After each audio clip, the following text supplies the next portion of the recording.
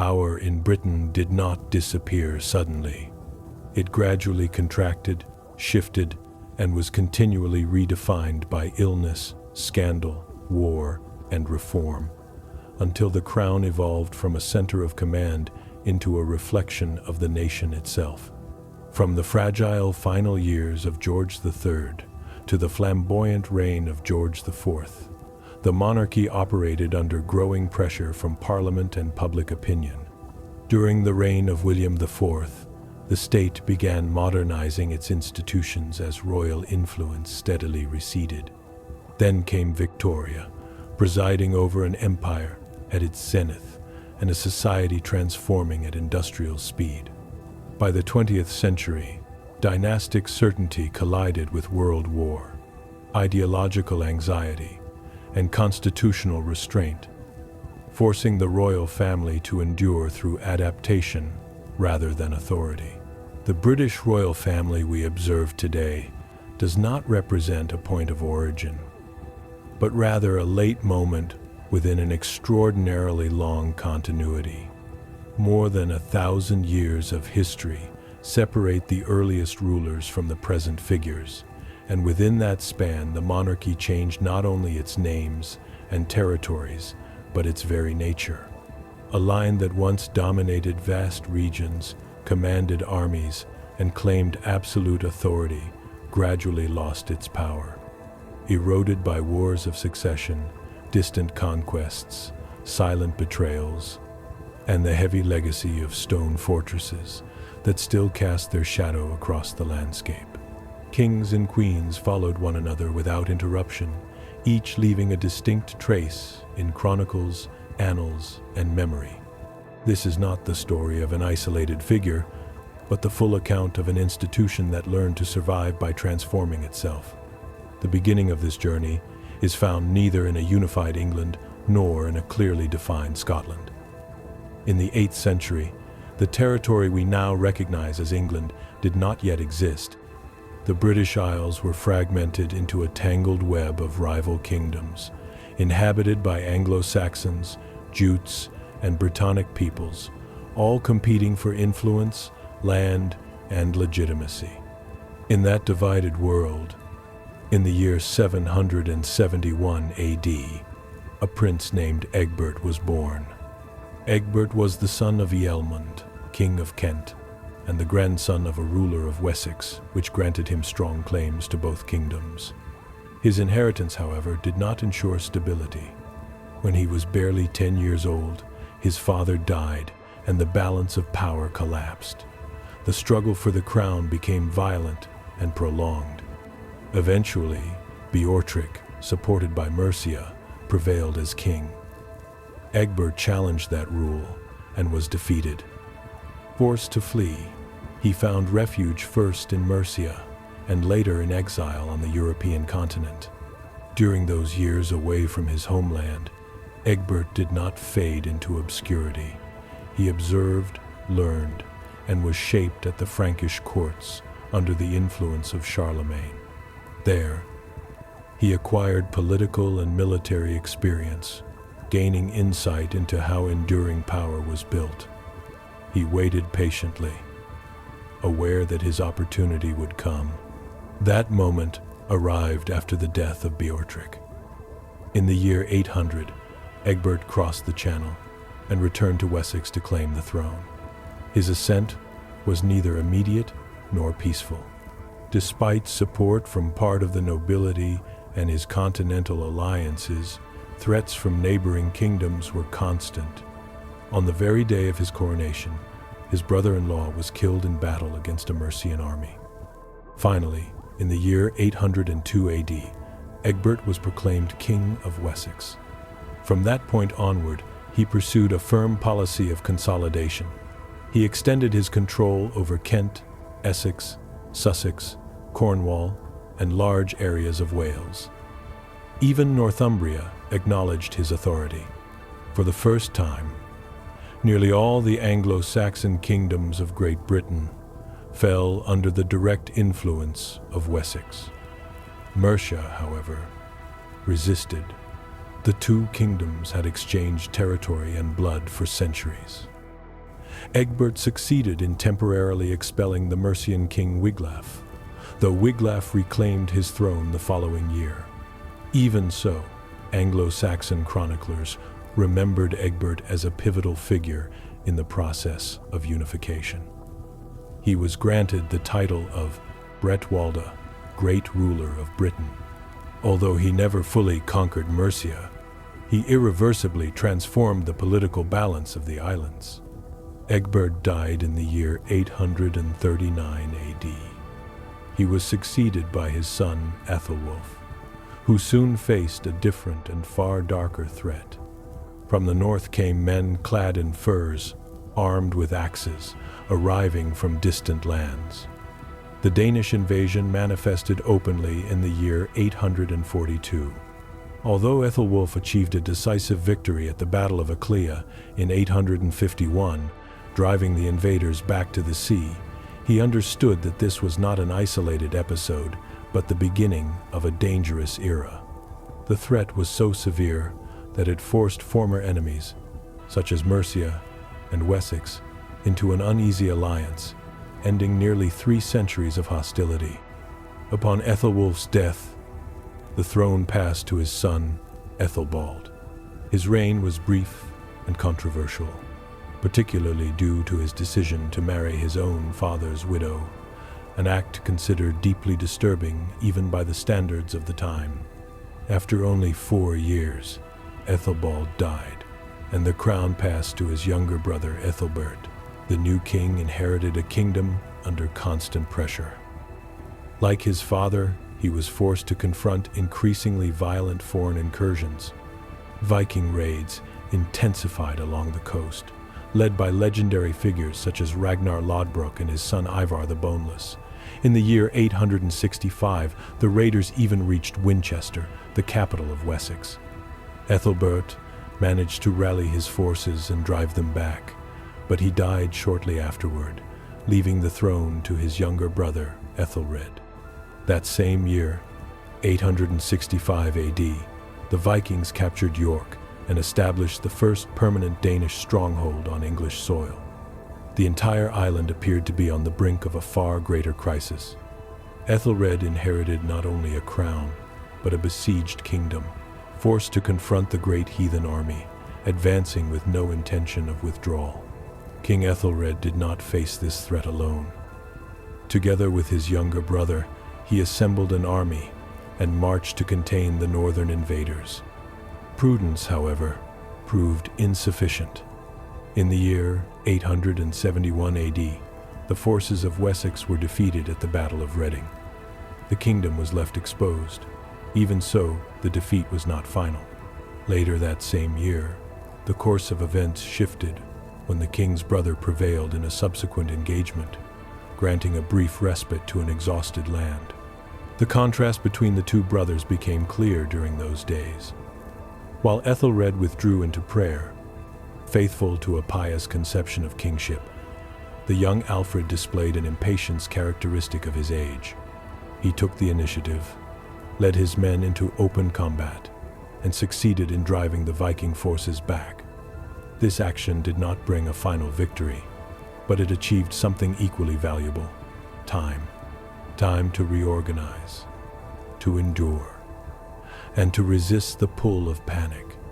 The Danes, far from retreating, regrouped swiftly. The battles of Basing and Merton marked the return of the invading tide. Wessex was defeated once more, and Ethelred, gravely wounded, did not survive the aftermath. With his death, the crown passed to Alfred. The new king inherited a realm on the edge of collapse, surrounded by enemies and abandoned by many of its former allies. In the year 874, the situation worsened dramatically. The great heathen army advanced into Mercia, defeated its king Burgred, and forced him into exile. With Mercia fallen, only Alfred and Wessex stood between the northern invaders and total domination of England. Danish forces closed in on the kingdom, and the young monarch was compelled to retreat into the marshes of Somerset. There, in a harsh and silent landscape, He was betrayed by allies who chose negotiation over resistance. Danish control of Britain seemed inevitable, yet Alfred did not surrender. From exile, he emerged with unexpected resolve. He gathered loyal forces, left the marshes, and surprised the Danish army at Edington. The victory was decisive. He pursued the Danish king Guthrum to his base at Chippenham and subjected him to a relentless siege. For 2 weeks, the Danes held out before surrendering. The terms were clear and symbolic. Guthrum was to leave Wessex and accept Christian baptism. The Danish king complied. After being baptized at Wedmore, he withdrew to East Anglia, granting Alfred the space he needed to secure his kingdom. With the Viking threat contained, Alfred initiated a profound transformation of Anglo-Saxon society. He fortified towns, reorganized territorial defense, encouraged education, and promoted learning. Although an unconfirmed legend credits him with founding the University of Oxford, his true legacy was far broader. He established a new legal framework that divided England into 2 spheres, the South and East under Saxon law, and the North and West under Danish law. This division, born of necessity, left cultural, political, and economic traces still perceptible centuries later. Alfred, remembered as Alfred the Great, inaugurated an era of stability and renewal. His reign marked the beginning of a new Saxon ascendancy that permanently reshaped the British landscape. Upon his death in the year 899 AD, he was succeeded by his son, Edward the Elder. Edward inherited many of his father's virtues. He was a prudent ruler, deeply religious, and an effective military strategist. His reign focused on strengthening internal administration and expanding the kingdom's borders. He advanced both north and south, systematically weakening Viking presence. He captured York, the Danish capital, though he held it for only a year before relinquishing it. Even so, he succeeded in securing control directly or indirectly over all the former Anglo-Saxon kingdoms, with the exception of Northumbria, which remained under Viking rule. Edward died in the year 924 as a result of wounds sustained while suppressing a rebellion in Chester. The crown then passed to his son, Aethelstan. After consolidating his authority at home, the new king turned his attention northward. He accomplished what his father had not. He conquered Northumbria and took York permanently. In doing so, he eliminated the last Viking stronghold on the island and pushed the Danes back toward Scotland. Aethelstan continued his advance into Scottish territory. After hard campaigns and heavy losses on both sides, he secured a decisive victory at the Battle of Brunanburh. The King of Scotland was forced to swear loyalty to him. For the first time, a single ruler controlled all the Anglo-Saxon kingdoms of Great Britain, from the coasts of Cornwall to the northern highlands. By unifying the Anglo-Saxons, Aethelstan gave shape to the Kingdom of England and is remembered as the first true English king. With the realm under his authority, he continued the reforms begun by his grandfather. He centralized government, pursued deep legal reforms, and showed an unusual interest in European politics. He died in the year 939 AD, leaving the throne to his half-brother, Edmund. Edmund's reign was defined by a single objective: preserving the unity of the kingdom he had inherited. Threats soon re-emerged. The Danes, settled north of the frontier, rebelled shortly after his accession, recaptured York, and launched devastating raids across the Midlands. Like his predecessors, Edmund was compelled to fight to maintain a unity that remained fragile, a reminder that England's history, even after its birth, was still far from rest. Edmund the Magnificent was not an easy ruler to challenge. Once his authority was secured, he led his army north. He first crushed a Welsh rebellion that had intensified even before Aethelstan's death. He then defeated the Danes during the siege of Leicester and advanced into Scotland to punish the King of Strathclyde, who had supported the Danish recovery of York. After deposing him, Edmund installed Malcolm I as King of Scotland on the condition that he recognize English supremacy. In this way, Edmund exercised direct and indirect control over the entire island of Great Britain.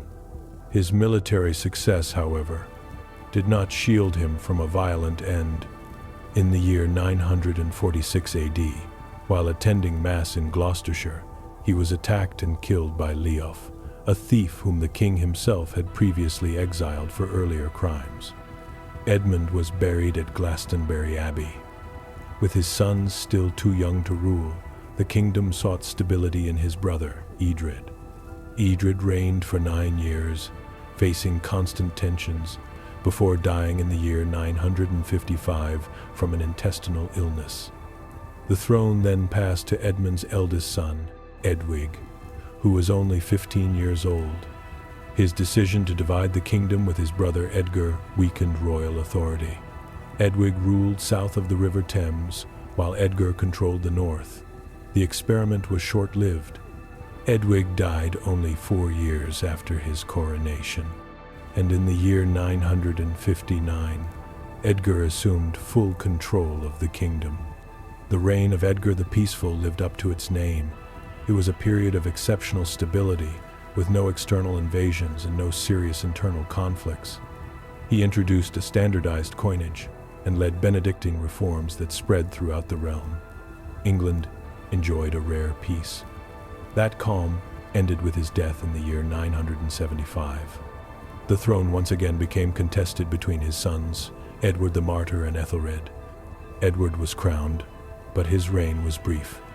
He was murdered 4 years later under circumstances that were never fully clarified. His half-brother, Ethelred, ascended the throne at only 12 years of age. Too young to rule with firmness, he inherited a vulnerable kingdom. From the north, the Danes returned and resumed their annual raids. The threat grew until it could no longer be ignored. Ethelred gathered his forces and marched north, but he was defeated at the Battle of Maldon. Unable to sustain the war, he was forced to pay tribute to the Danish king and allow settlements in Northumbria. Even so, he did not accept the foreign presence passively. A decade later, he ordered the Streetbrices Day massacre, a killing of Danish settlers that had profound and lasting consequences for his reign. Upon learning of the attack, the Danish king, Sweyn Forkbeard, invaded England. Ethelred fled to Normandy, and Sweyn was proclaimed king, though he ruled for only 4 weeks before dying suddenly and mysteriously. Ethelred returned and reclaimed the crown. Despite interruptions and crises, his reign of 37 years was the longest of any Anglo-Saxon king and marked the final period of relative continuity before a definitive change. Ethelred died in the year 1016. The crown passed to his son, Edmund Ironside, who inherited an exhausted and divided kingdom. Unbeknownst to him, he faced an even greater threat. Cnut the Great, son of Sweyn, had assembled an army in Denmark and stood ready to invade. Only weeks after Edmund's coronation, the two met in battle. Edmund was wounded and an agreement was reached. He would rule Wessex, while Canute would control the rest of the country. The pact proved short-lived. On November 18, Edmund died, and Canute assumed the throne of all England. After 214 years of uninterrupted rule, the House of Wessex definitively lost control of the kingdom. Since Egbert I in the year 802, no other dynasty had governed with such continuity. With Cnut's accession, the year 1016 marked the dawn of a new era in the British Isles, the Danish era. After centuries of Danish raids and settlements, for the first time a king from the north sat firmly on the throne of England. Cnut the Great was crowned in the year 1016 AD and moved swiftly to demonstrate that he was not an improvised conqueror, but a calculating ruler. He understood that ruling England required cooperation rather than coercion.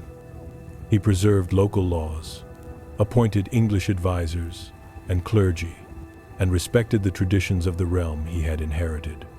To strengthen his legitimacy, he married Emma of Normandy, Ethelred's widow, and relied closely on the church. His power extended beyond England. In 1018, he was crowned King of Denmark and, shortly thereafter, secured control over Sweden. Thus emerged the North Sea Empire, a union that brought stability and prosperity to England by bringing an end to the age of Viking raiding. Cnut died in 1035, leaving the crown to his son Harold Harefoot.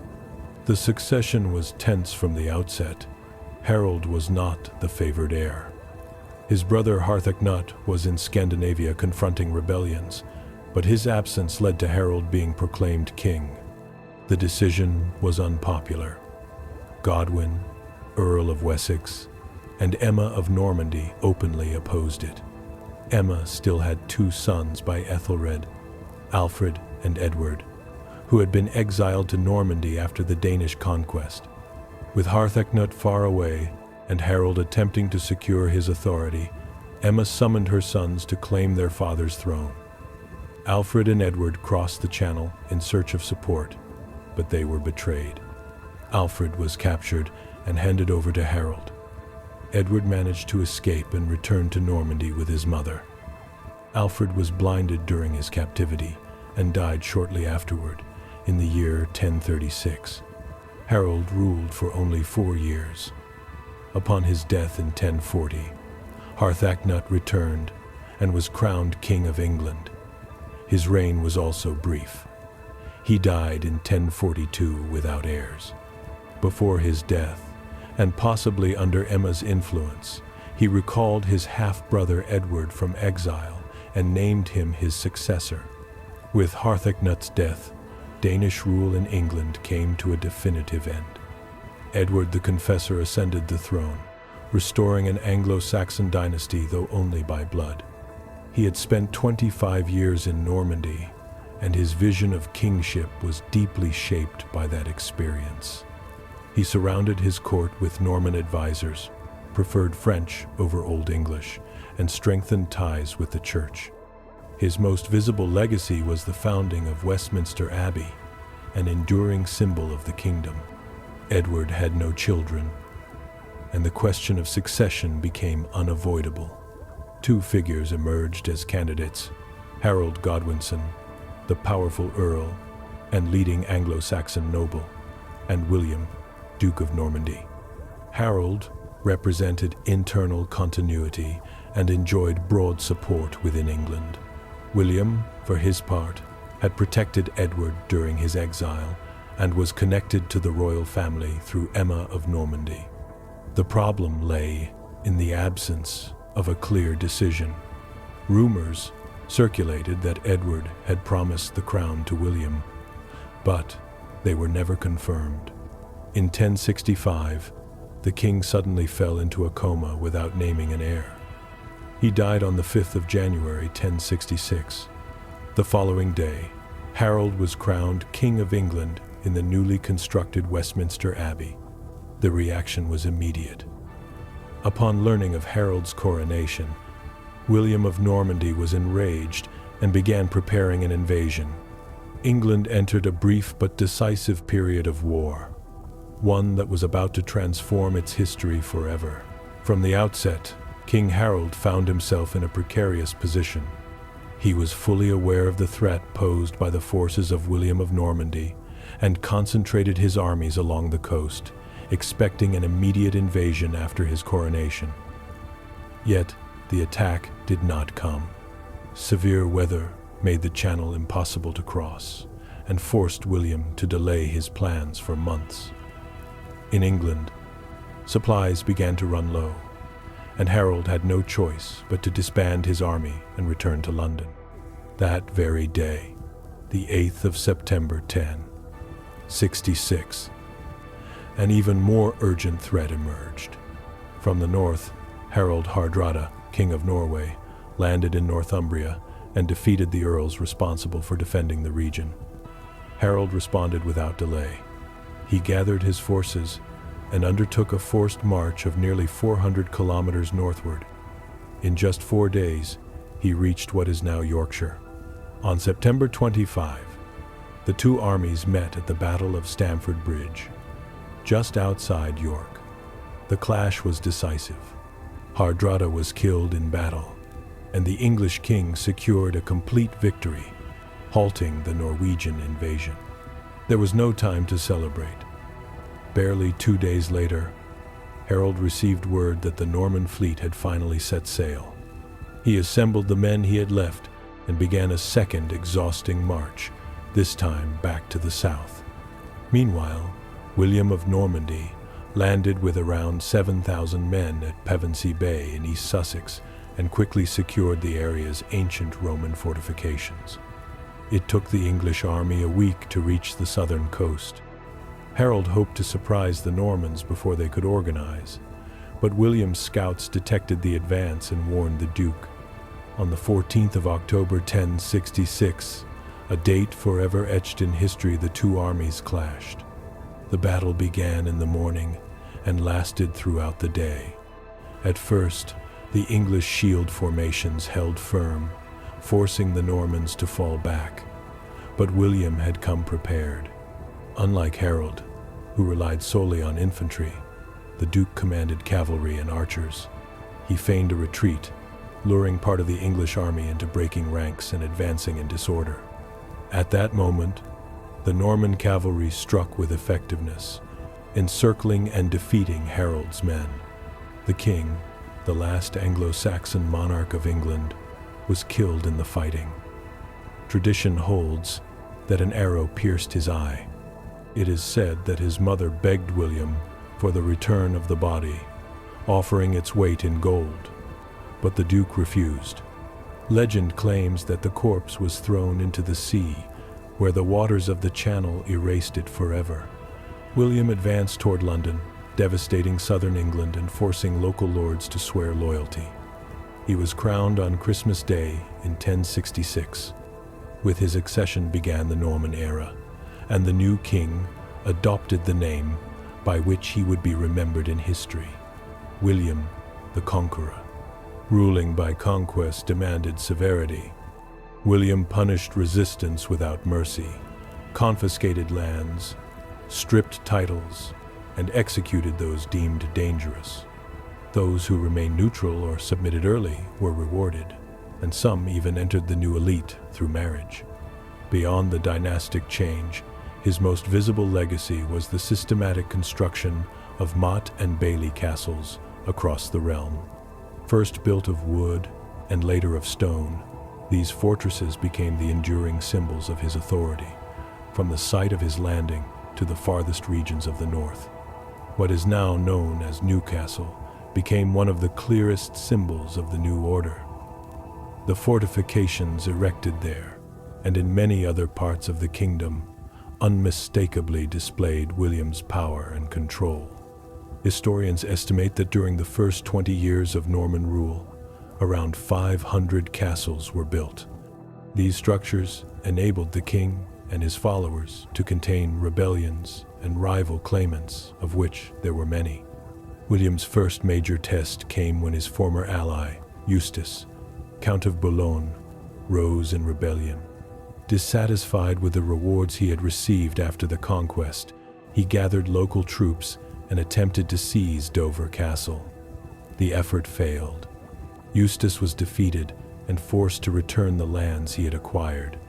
Soon afterward, the king faced uprisings within the heart of the realm.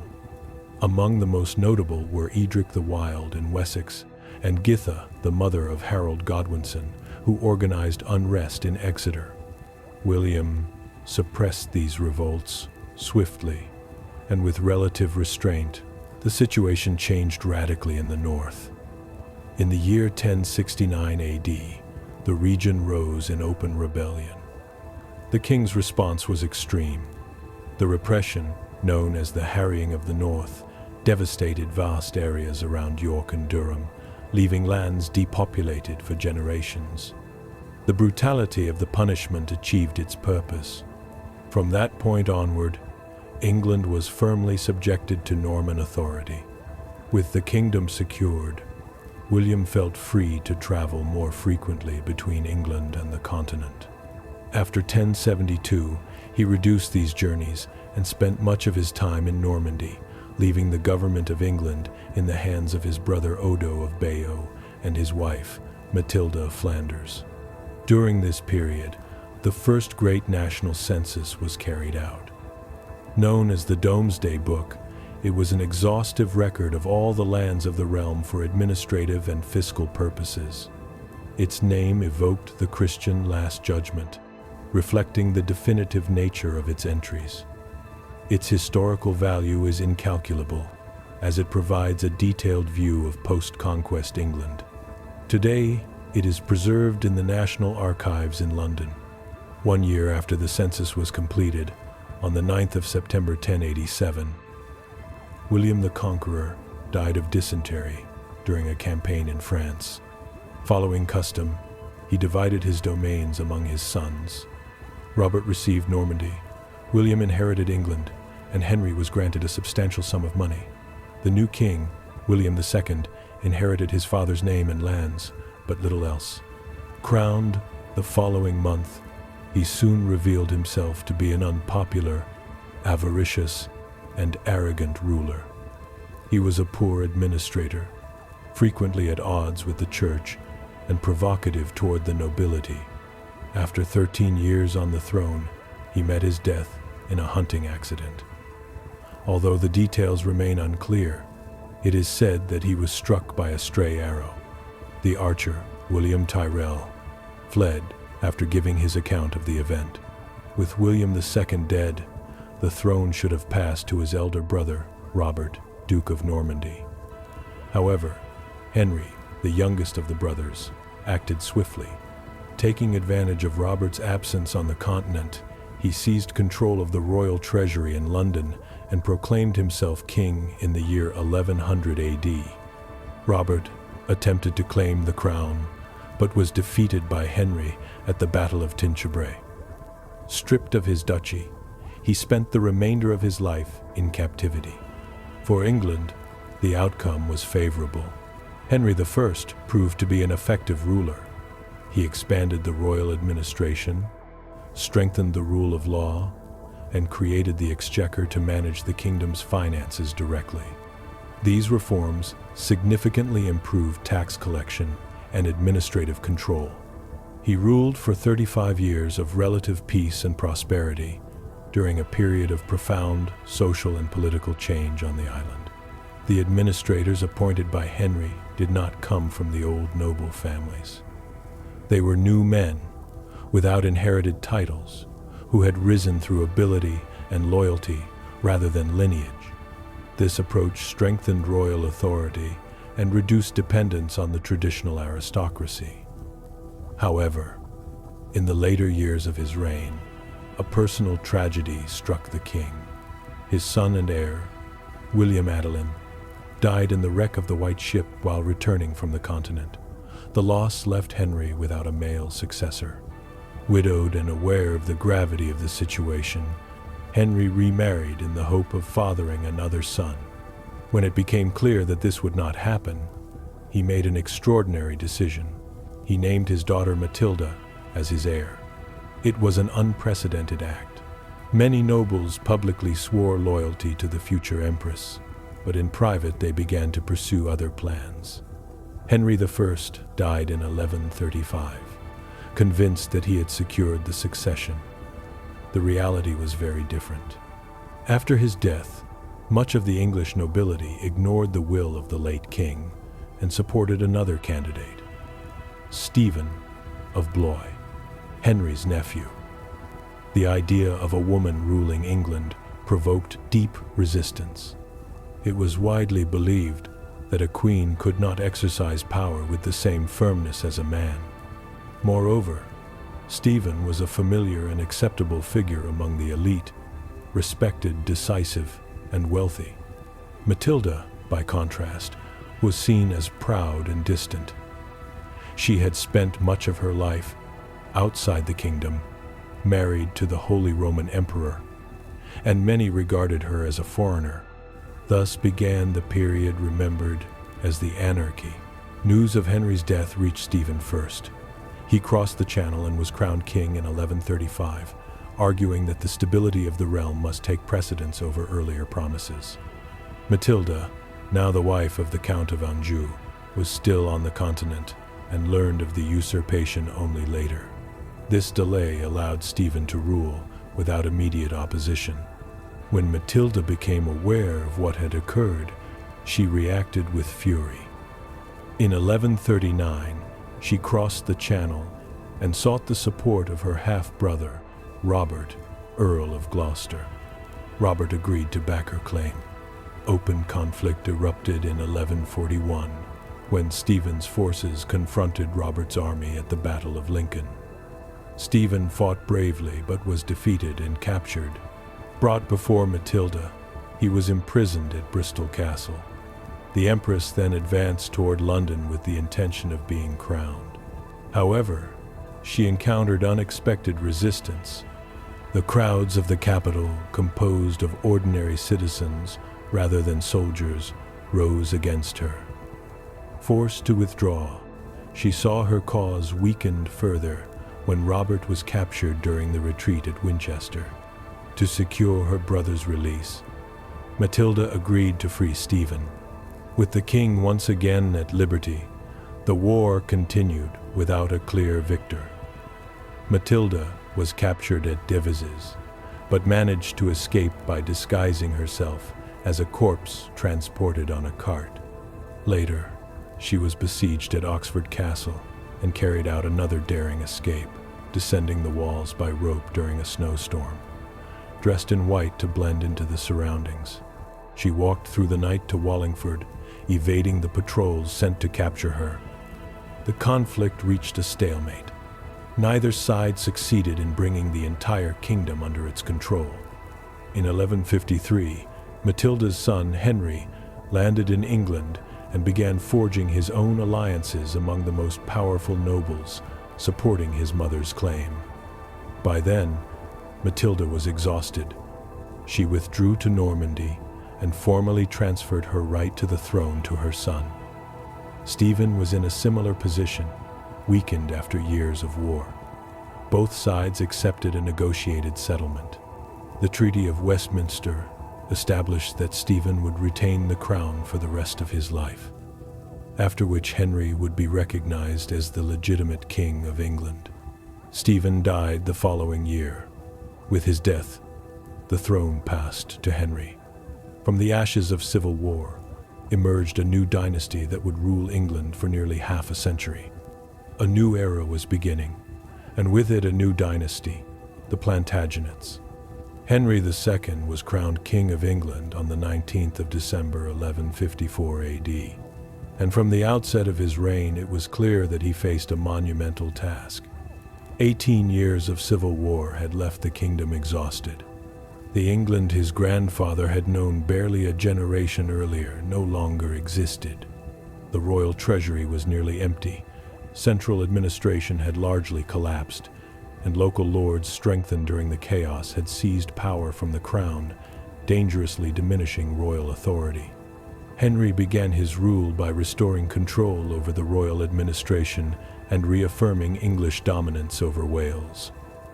During the anarchy, numerous castles had been built without royal authorization. The new king ordered their demolition, sending a clear message that power was once again being centralized in the crown. He reclaimed rights, privileges, and authorities that had been eroded under Stephen's reign, slowly rebuilding the structure of the state. Once political control was secured, Henry turned his attention to finances. The war had disrupted nearly all traditional sources of royal income, and the kingdom had lost approximately 46% of its revenue. Administrative collapse was severe. To confront this crisis, the king needed expert assistance. It was then that he encountered a London cleric who had earned a reputation as an effective and intelligent administrator. His name was Thomas Becket. Becket was relentlessly efficient and exceptionally brilliant. In 1155, he was appointed Lord Chancellor, granting him direct control over the kingdom's finances. In that role, he proved outstanding. Henry deeply admired his abilities and saw in him the perfect example of advancement through merit, an ideal promoted by his grandfather. Beyond politics, the two men developed a close friendship. Their trust was so complete that the king sent his son, the young Henry, to live in Becket's household during his childhood, an unmistakable sign of the closeness between the two families. When the Archbishop of Canterbury died, Henry perceived a strategic opportunity. In recent years, the church had accumulated considerable power, and the king sought to reassert royal authority over religious affairs. With some resistance, he encouraged Thomas Becket to accept the position of Archbishop. From Henry's perspective, the arrangement was ideal. Becket, as a powerful chancellor, would lose political influence upon assuming a religious role and would become even more dependent on the king. Moreover, Henry was convinced that his old friend would act in the interests of the crown and help curb the growing influence of the church. The plan failed almost immediately. After his ordination in 1162, Thomas Becket underwent a radical transformation. He severed his ties with the court and emerged as a firm defender of the rights of the church. Friendship was not enough to prevent the clash. The central conflict revolved around the supremacy of ecclesiastical courts. During Henry's reign, clerics accused of crimes could be tried only in church courts. The king regarded this as unacceptable, as it projected an image of royal weakness and suggested that the clergy stood above royal law. Furthermore, a significant portion of the English administration was composed of clerics, deepening the king's concern. Henry argued that religious figures guilty of crimes should be judged in royal courts. Becket firmly opposed this view. The dispute intensified until it enraged the king, who was known for his unpredictable temper. Fearing for his life, Becket fled to France, where the Pope intervened to broker a fragile peace between the former friends. Upon his return to England, Becket once again provoked the king's anger by excommunicating the bishops who had supported Henry during his exile. The conflict reached its darkest moment when Henry, beside himself with rage, voiced his fury aloud. 4 knights, possibly seeking to gain royal favor, rode to Canterbury and murdered Becket on the steps of the altar where he stood. The impact was immediate and devastating. Henry deeply regretted the act. Consumed by remorse, the king walked to Canterbury Cathedral, clothed in sackcloth and ashes, allowing the monks to flog him publicly. Thomas Becket was venerated as a martyr, and the power of the church grew even stronger as a direct consequence of his death. Paradoxically, the very force Henry had sought to restrain was reinforced. The king's personal downfall would not come from the church, but from his own blood. In 1173, the heir to the English throne, the young Henry, rebelled against his father. The rebellion was not the work of a single son. The young Henry rose up alongside his brothers Richard and Geoffrey, and with the support of several European states launched a large-scale revolt. Henry II was forced to confront his own sons on the battlefield. The uprising was suppressed only through the loyalty of local commanders, many of them new men chosen not for lineage, but for administrative ability and fidelity to the crown. A decade later, in 1183, the young Henry and Geoffrey attempted another rebellion. It too failed, and both men died a few years later, leaving deep scars within the royal family. The final conflict came when Philip II, King of France, persuaded Richard, until then neutral, to join his cause. Together, they led a last revolt against Henry II. Defeated and exhausted, the king withdrew to his castle in Anjou, where he died from a bleeding ulcer. Shortly afterward, in 1189, having forced his father's abdication, Richard prepared to assume power. Richard I was crowned King of England at Westminster Abbey on the 3rd of September 1189.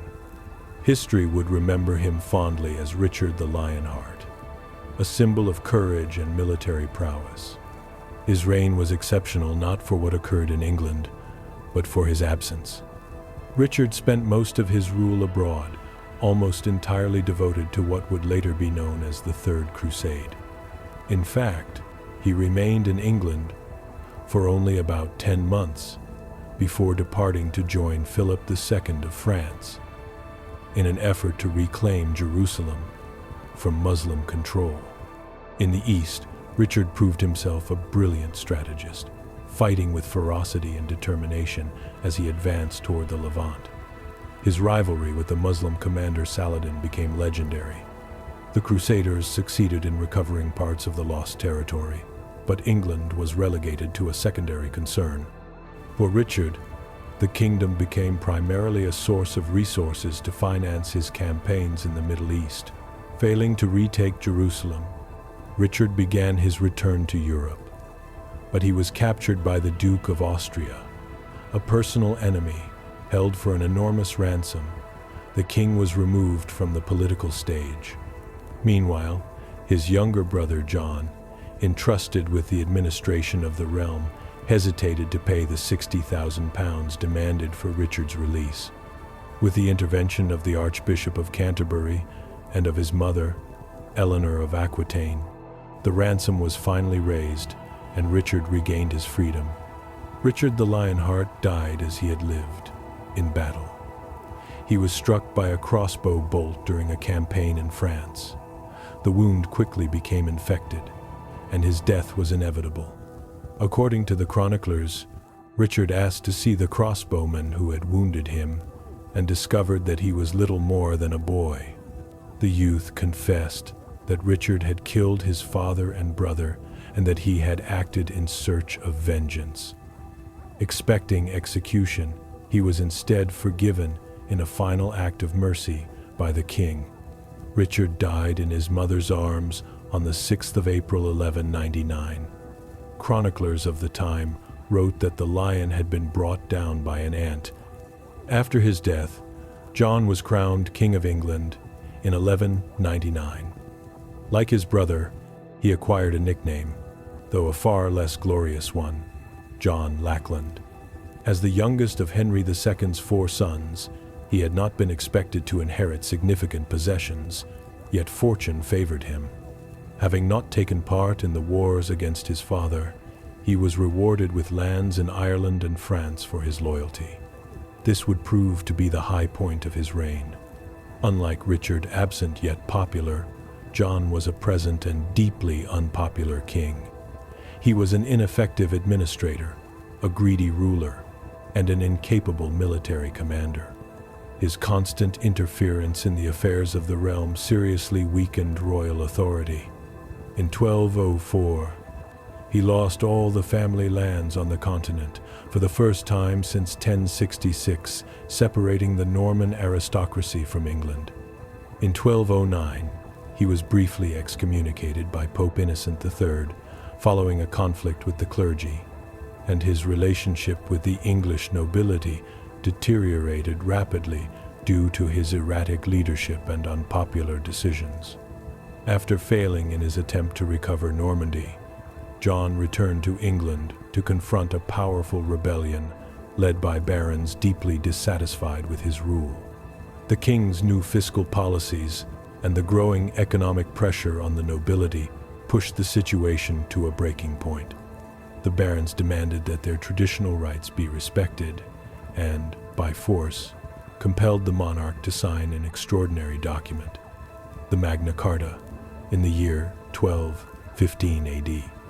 That act forever transformed the nature of the English crown. For the first time, a king accepted submission to a common law, an established custom, particularly regarding the rights and privileges of the nobility. In essence, royal authority was placed beneath the law, rather than above it, as it had been since the origins of the Kingdom of England. The impact of the Magna Carta was profound, though not immediate. Originally an instrument of power imposed by the barons, it gradually became the foundation of English constitutionalism. It contained clauses that would later be interpreted as fundamental principles of liberty, individual rights, and justice under the common law. King John believed that signing the document would be sufficient to placate the nobility and avert open war. Once again, he was mistaken. Discontent persisted, and in 1215 the First Barons' War broke out. Despite support from the King of France, the rebels failed to achieve a decisive victory over John and his army. The conflict dragged on without a clear winner and eventually reached a stalemate. While campaigning, King John died of dysentery, reportedly contracted after excessive eating, according to the chronicles. With his death, the throne passed to his son Henry, who inherited a critical situation. Henry was crowned King of England on the 28th of October, 1216, at only 9 years of age. He inherited a kingdom in flames and an active civil war.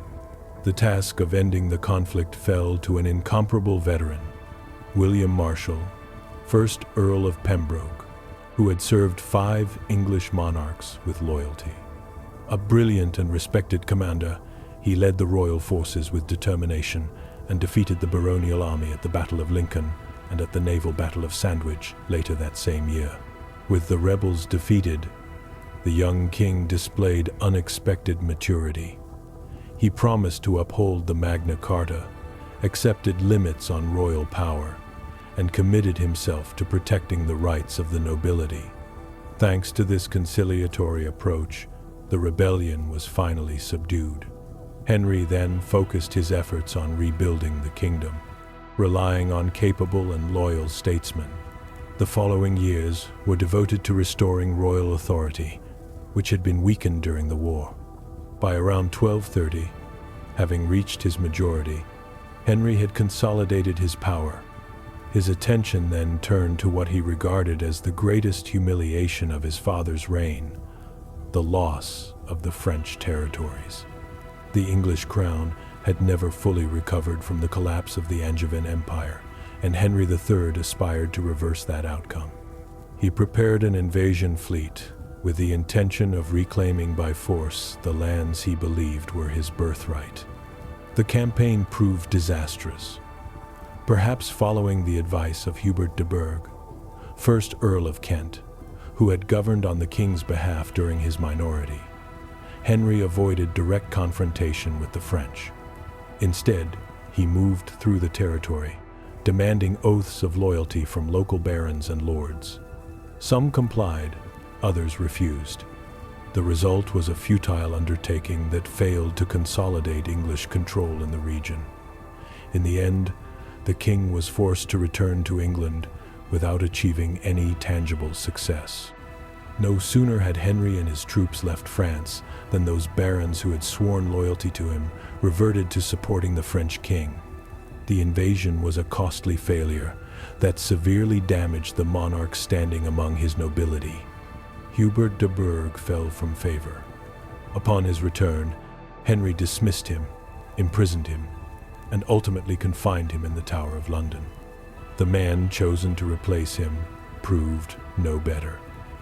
Peter des Roches assumed the role of the king's justiciar and immediately began reversing his predecessor's policies. He stripped his enemies of lands and wealth, bypassing the royal courts, which ignited the anger of the nobility, now convinced that their rights were once again being violated. In this climate of rising tension, Richard Marshal, son of William Marshal, the hero of the First Barons' War, began to gather troops, this time in support of the discontented barons. The English nobles argued that the king had once again failed in his fundamental duty to protect their rights as established by the Magna Carta. That conviction ignited a new civil war. Unable to secure a clear military advantage over the rebels, and facing growing tensions in France, King Henry had no alternative. He accepted the removal of Peter de Roche and fully submitted to the Baron's demands. From that crisis, the monarch drew a definitive conclusion. England would no longer be governed through excessively powerful ministers. Henry resolved to assume direct control of the administration himself. The problem was obvious. Henry was not a competent administrator. He filled the church with Italian officials who rarely resided in England and staffed many civil offices with French bureaucrats. As expected, these decisions provoked a new wave of outrage among the English nobility. The barons reacted swiftly. The king was forced to sign the Provisions of Oxford, a document that granted the nobles the legal right to veto royal decisions. Although Henry initially accepted them, he soon attempted to retract his consent. That move triggered the third major conflict of his reign. Under the leadership of Simon de Montfort, the king's own brother-in-law, the rebel army achieved a decisive victory. At the Battle of Lewes in 1265, the king was captured. With the monarch at his mercy, Simon convened what would be remembered as the First English Parliament. The term derived from the French parler, meaning to speak. For the first time, 2 knights from each county and 2 burgesses from each town were summoned to debate the affairs of the realm. Those men spoke, deliberated, and laid the foundations of a system of governance that would, over time, become one of England's most enduring institutions. The king's eldest son, Edward Longshanks, so called for his great height, had been captured alongside his father at Lewes. Shortly after the first parliamentary assembly, Edward managed to escape. Within months, he reorganized the loyal forces and defeated Simon de Montfort at the Battle of Evesham, also in 1265. With that victory, the Second Barons' War came to an end. Edward left England soon afterward, while his father regained full control of the throne in 1275. King Henry III then announced his intention to depart on crusade alongside his son. He never did. He died only a few months later. Edward was summoned back from the continent and began a slow journey toward his kingdom. Upon landing in England in 1274, Edward Longshanks was crowned king at Westminster Abbey. He inherited an island deeply scarred by 3 major uprisings in little more than half a century. Edward I faced an immediate challenge. He set about reforming the royal administration and strengthening the common law. He issued a series of statutes aimed at regulating criminal law and property throughout the realm. He had learned from his father's mistakes. He paid closer attention to the demands of the nobility and met regularly with knights and representatives of the towns to address matters affecting them.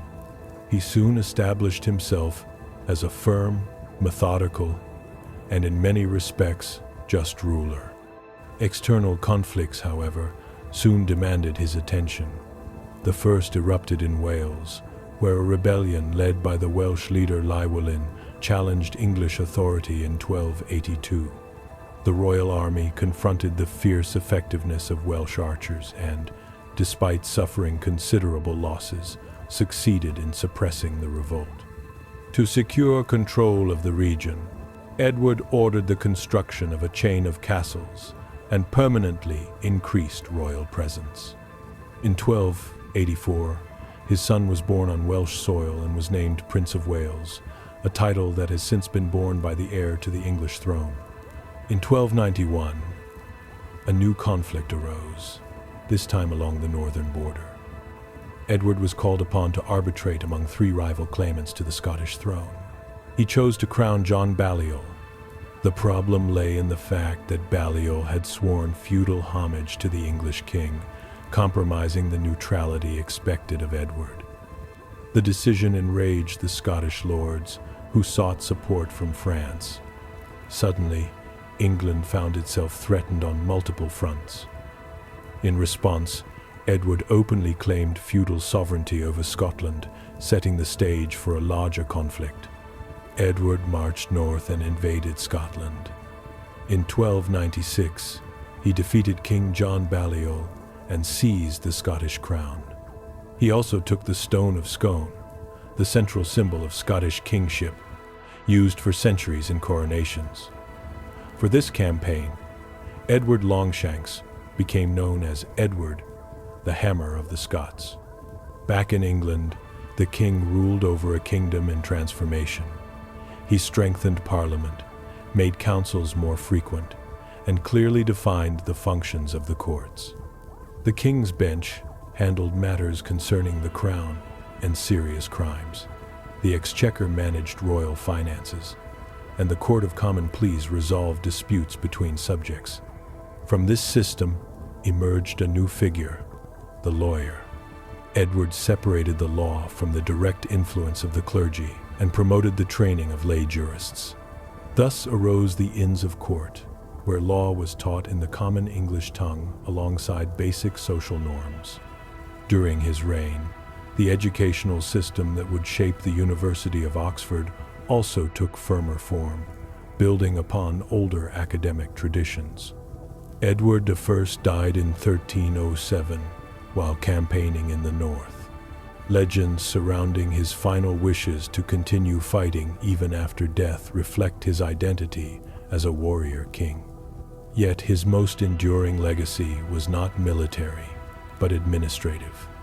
His reforms strengthened Parliament, encouraged a new middle class tied to commerce and law, and brought stability and prosperity to the realm. He was succeeded by his son, Edward II, crowned in 1307.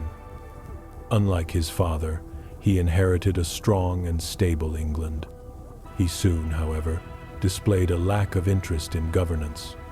He grew weary of royal duties and focused his attention on personal favorites, particularly Piers Gaveston. Gaveston, aware of his closeness to the king, abused his position and earned the hostility of the nobility. His influence generated internal tensions and also conflicts with the French crown due to Edward's marriage to Isabella of France. Under pressure, the king agreed to exile Gaveston, though the banishment was brief.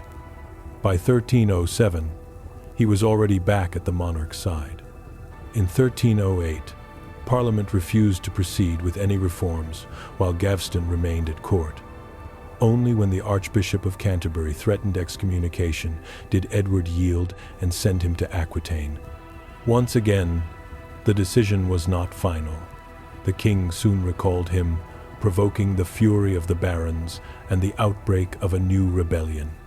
After pursuits and armed clashes, Gaveston was finally captured, marking the beginning of a deeper crisis for the reign of Edward II.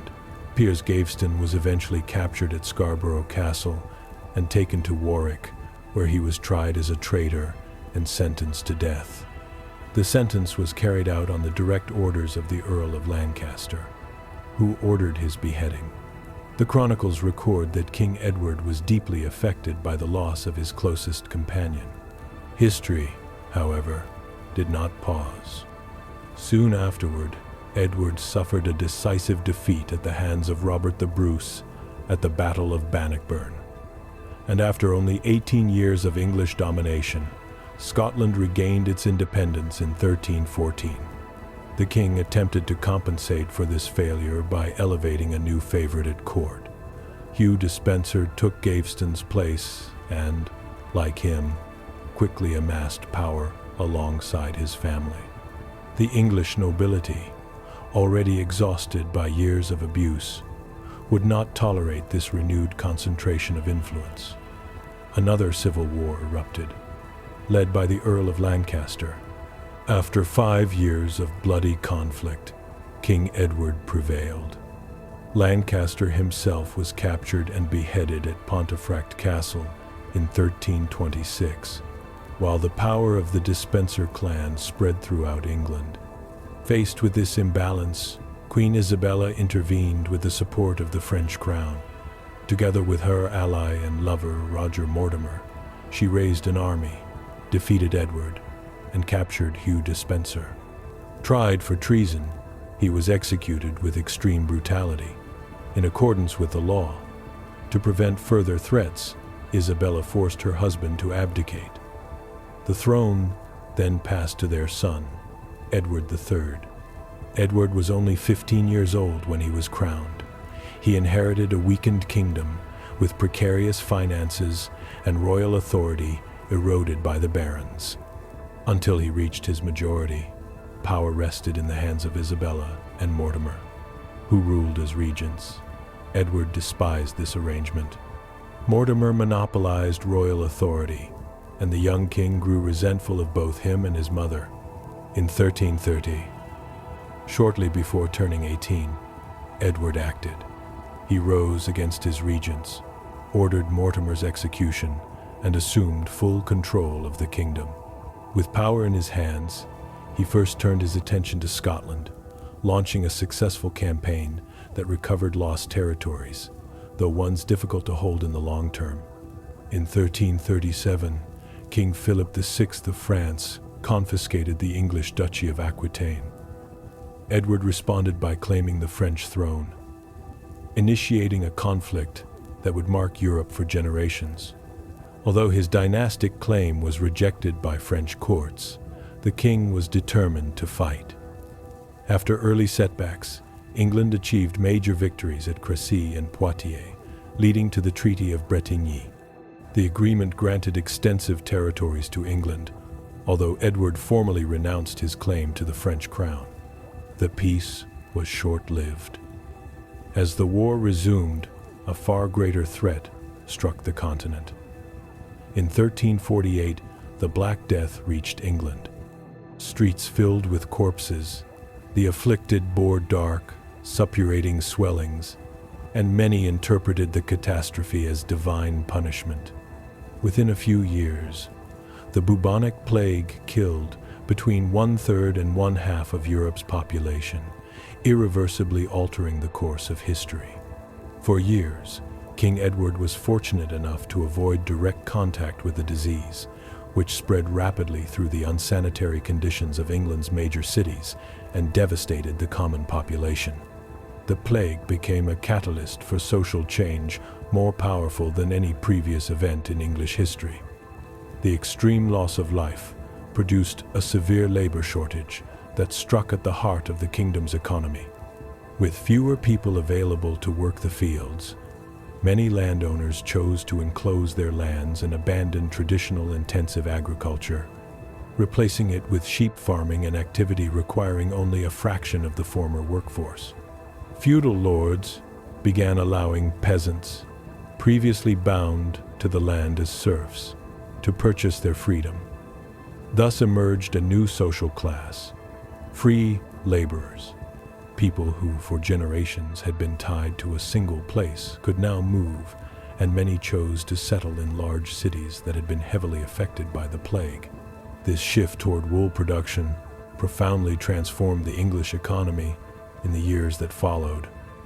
As a result, by the end of Edward's reign, his kingdom was almost unrecognizable. England had become one of the most feared military powers in Europe, had strengthened its legal system, and had renewed its economy, entering a new phase of prosperity. After 50 years on the throne, Edward became the longest reigning king in English history, although his final years were marked by illness. He died on the 21st of June, 1377, having outlived his own son, the Black Prince. The crown then passed to his grandson, Richard II. Richard was crowned when he was only 10 years old, which meant that, like his grandfather before him, he depended on a regency government. John of Gaunt assumed effective control of the realm. He had already governed during the final years of Edward's reign, when illness confined the king, and he continued to wield power after Richard's coronation in 1377. Yet Edward's long reign had left unresolved wounds. Accumulated tensions were about to fracture the kingdom's fragile balance. The English treasury was strained to the limit by the enormous cost of the 100 Years' War. France, larger and wealthier, could invest vast sums in its armies, while England struggled to sustain the war effort. There was a genuine fear of a French invasion, and the English army was ill prepared to face it. In response, John of Gaunt introduced a poll tax requiring every person over the age of 15 to pay 1 shilling to finance the war on the continent. For the common population, this was no small sum. Peasants fiercely opposed the new tax. The brief economic recovery following the plague had ended, and many had returned to poorly paid labor, struggling to survive. At the same time, landowners attempted to reimpose serfdom and feudal obligations. Together, these pressures created a crisis that seriously threatened the government of the young king. Led by the priest John Ball, a crowd of around 100,000 people marched on London demanding the abolition of the poll tax. The uprising, known as the Peasants' Revolt, quickly descended into chaos. Within hours, the city was shaken by a wave of destruction. The Savoy Palace, residence of John of Gaunt, was set ablaze, and the Archbishop of Canterbury was killed. With no clear alternatives, King Richard and the Mayor of London agreed to meet the protesters in a field outside the city to negotiate. The talks began calmly, but one of the leaders, Wat Tyler, adopted an aggressive tone and demanded unacceptable concessions. Offended, the mayor drew his sword and killed Tyler on the spot.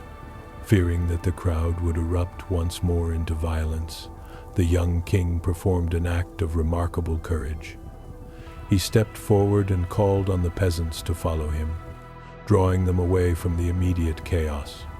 Standing before the lifeless body of their leader, the king promised to approve the demanded reforms and successfully disperse the crowd. Those promises, however, soon proved hollow. Once the protesters returned to their homes, the king's council annulled all concessions and moved swiftly to crush the uprising. The principal leaders of the Peasants' Revolt were tried and executed as traitors. Richard did not forget the actions of his advisors, and this episode planted a deep mistrust between the king and those around him. As a consequence, the monarch's inner circle narrowed to just 3 men. Their closeness to the king granted them disproportionate power, provoking resentment among the wider nobility, who feared the loss of their influence. In response, several powerful lords joined together to form a group known as the Lords Appellant. In 1387, they seized control of the English government and demanded the expulsion of the king's favorites. A period of instability followed, culminating in the exile or execution of those closest to the king. For the next decade, a fragile peace endured. Richard gradually succeeded in reclaiming royal authority and separating it from the so-called merciless Parliament of the Appellants. By 1397, the king had gathered enough support to exact revenge. This period would be remembered by historians as the tyranny of Richard. The monarch captured, tried, and executed several of the Lords Appellant. The following year, he went even further, declaring all acts of the merciless Parliament null and void. He then delegated parliamentary authority to a committee of 12 lords and 6 commoners, all personally chosen by him, effectively becoming an almost absolute ruler. Despite this, one threat remained: the House of Lancaster. At its head stood John of Gaunt, leader of the most powerful non-royal lineage on the island. Richard had previously exiled his son, Henry Bolingbroke, but Lancaster's influence continued to be an obstacle. They possessed immense wealth and, moreover, were direct descendants of King Edward III. Many in the realm hoped that, in the absence of heirs from Richard, Lancaster would assume the throne. The death of John of Gaunt in 1399 gave the king a brief reprieve. Richard seized the moment to disinherit Bolingbroke, confiscate his lands, and strip him of any claim to succession. Convinced that the threat had been neutralized, Richard turned his attention to the growing problem in Ireland. In May 1399, he assembled an army of 8,000 men and set sail for Ireland, reaching Dublin within days. Barely a month later, however, events on the continent upset the balance. In France, Charles VI was deposed, and the new regime allowed Henry Bolingbroke to return to England with a small force. There, Henry rapidly gathered support and laid claim to the throne. With Richard still in Ireland, Bolingbroke's advance met little resistance. He raised an army, defeated Richard II, and took him prisoner. The deposed king was imprisoned and later died of starvation in the Tower of London. Although Henry's claim to the throne was weak, it was not challenged by either the people or Parliament. On the 30th of September 1399, Henry Bolingbroke was crowned King Henry IV. The reign of Henry IV was marked by several unprecedented developments. He is regarded as the first king since the Norman conquest of 1066 to address his subjects in English rather than French. Shortly after his coronation, he also received a visit from the Byzantine Emperor Manuel II Palaiologos, an extraordinary event for the English court. In the year 1400, a singular occurrence took place. A Byzantine emperor visited England, the only time such a visit would ever happen. 6 years later, in 1406, English pirates captured off the coast of Yorkshire the young James, future James I of Scotland, when he was only 11 years old. The prince would remain Henry's prisoner for the rest of his reign. Aside from these episodes, Henry IV's government was relatively stable, though not without danger. The king faced conspiracies, external rebellions, and several assassination attempts. He suppressed a revolt in Wales led by Owain Glyndwr in 1400 and fought a series of uprisings in the north, headed by Henry Percy, 1st Earl of Northumberland. The so-called Percy Rebellion culminated at the Battle of Shrewsbury in 1403. There, the king's eldest son, Henry of Monmouth, demonstrated remarkable military skill by leading the royal forces to a decisive victory. During the fighting, he was struck in the face by an arrow, but survived. In the final years of the reign, rebellions became more frequent. A rumor began circulating in London that Richard II, officially said to have died of starvation in the Tower, was still alive. Despite Henry's efforts to prove otherwise, including the public display of Richard's body at St. Paul's Cathedral shortly after his death, doubts persisted. Scottish envoys traveled through English towns proclaiming that Richard lived on, sheltered at the Scottish court. Sir Elias Levet and his associate Thomas Clarke sought a suitable double and promised Scottish support to provoke an uprising. As expected, the plot failed. Levet was released, and Clarke ended up imprisoned in the Tower of London. Toward the end of his life, Henry suffered repeated and serious health problems. He died in London, in the abbot's house at Westminster Abbey, in a chamber known as the Jerusalem Chamber, while a session of Parliament was underway. He was buried at Canterbury Cathedral, beside the shrine of Thomas Becket.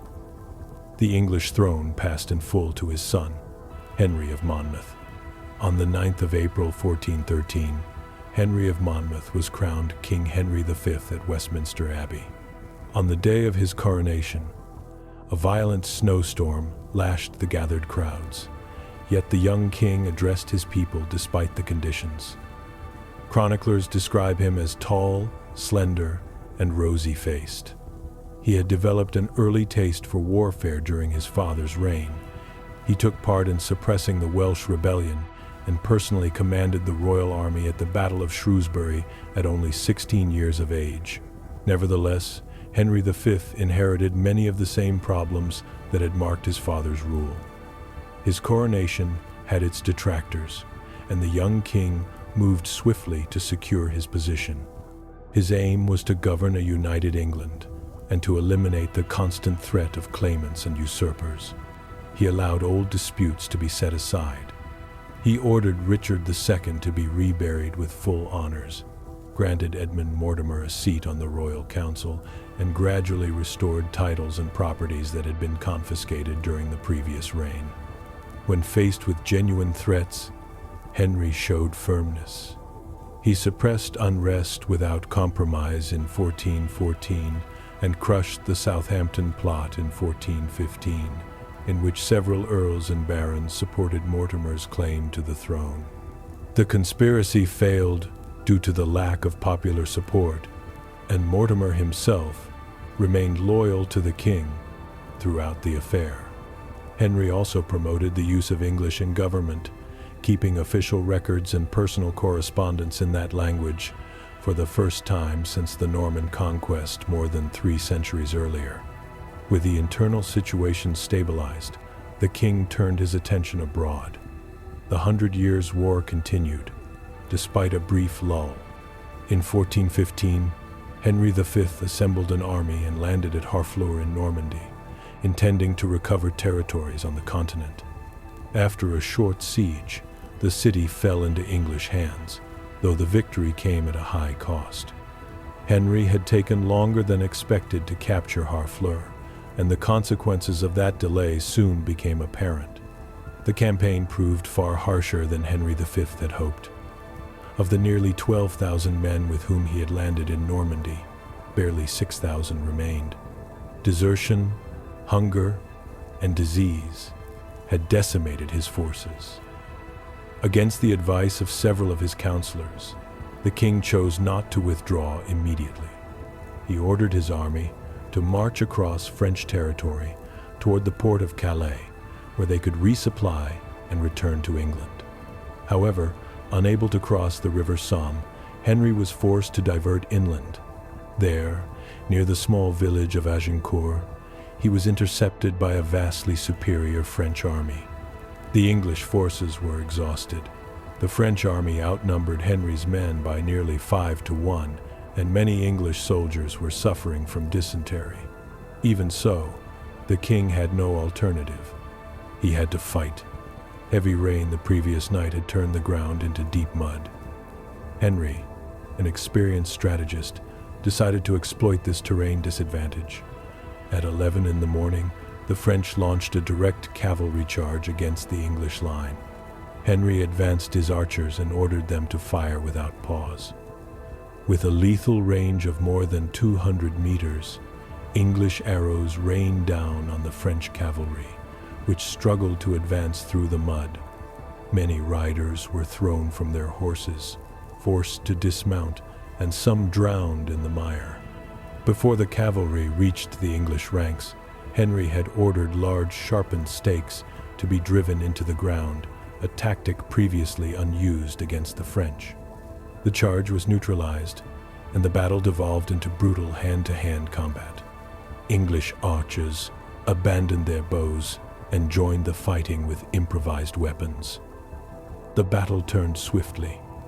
French soldiers, trapped by the mud and weighed down by heavy armor, were overwhelmed. It did not take long for Henry to secure a complete victory. His army continued its march to Calais without opposition. When the king returned to England months later, he was welcomed as a hero. Crowds filled the streets, parades were held, and choirs sang in the churches. It was a moment of immense national pride, and the greatest English victory of the 100 Years' War up to that point. In practical terms, the triumph decisively strengthened Henry V's claim to the French throne. The impact was immediate.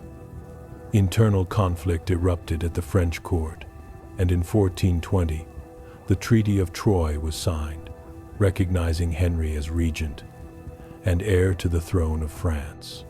By then, Henry had reconquered Normandy, allied himself with the Duchy of Burgundy, and secured the support of King Sigismund of Hungary, who signed the Treaty of Canterbury recognizing the English claim. The union of the crowns of England and France seemed inevitable. Henry intended to launch a crusade after consolidating both realms, but he died in 1422, leaving the throne to his son, Henry VI. Although his reign was brief, Henry V transformed England into a central power in European politics. The kingdom recovered territories on the continent and reached its greatest extent in continental Europe under his rule. Henry VI was crowned at Westminster Abbey on the 1st of September, 1422. Young kings were not unusual in England, but Henry VI broke every precedent. He ascended the throne at just 9 months old, becoming the youngest king in English history, still carried in his nurse's arms. The burden of government immediately fell to the regents.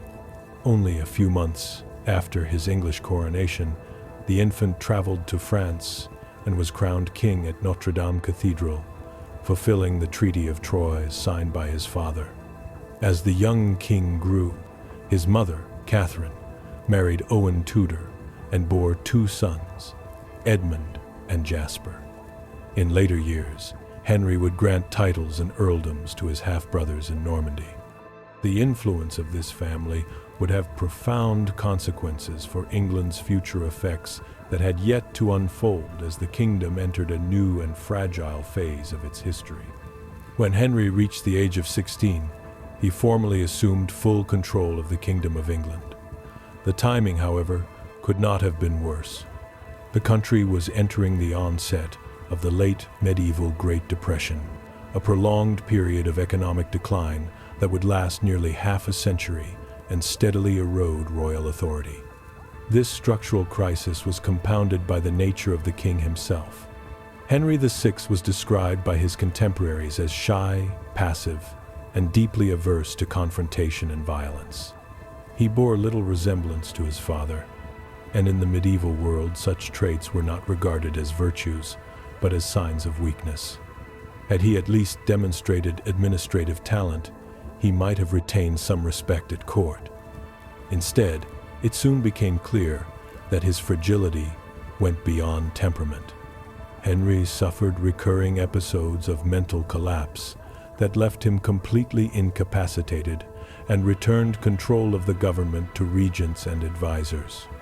Each crisis further weakened royal authority and plunged the realm into growing instability. The nobility, sensing the crown's fragility, began to act independently. Discontented lords raised private armies, fought one another, and contested local power with little interference from the king. Although Henry periodically regained control of the government, each relapse eroded his authority further. To compound matters, the 100 Years' War, having defined 5 generations, reached its conclusion during his reign. England had known great victories in the past, but by the end of the conflict, Henry lost nearly all the lands his father had conquered in France, retaining only the port of Calais. This failure cemented his image as a weak king as the kingdom fragmented around him. Civil war was not long in coming. While Henry struggled to retain his sanity, one of the most powerful houses in the realm quietly gathered support. The House of York claimed direct descent from Edward III, the Plantagenet monarch who had ruled before the Lancasters seized the throne by force less than a century earlier. In 1460, accumulated tensions erupted, and the Wars of the Roses began, named for the Red Rose of Lancaster and the White Rose of York. The Yorkists won an early and decisive victory at the Battle of Northampton on the 10th of July, 1460. Henry VI was captured and turned into a prisoner. The Queen managed to escape, fleeing through Wales to Scotland, where she sought refuge at the court of Mary of Guelders. There she assembled an army of her own and returned to England with the aim of rescuing her husband.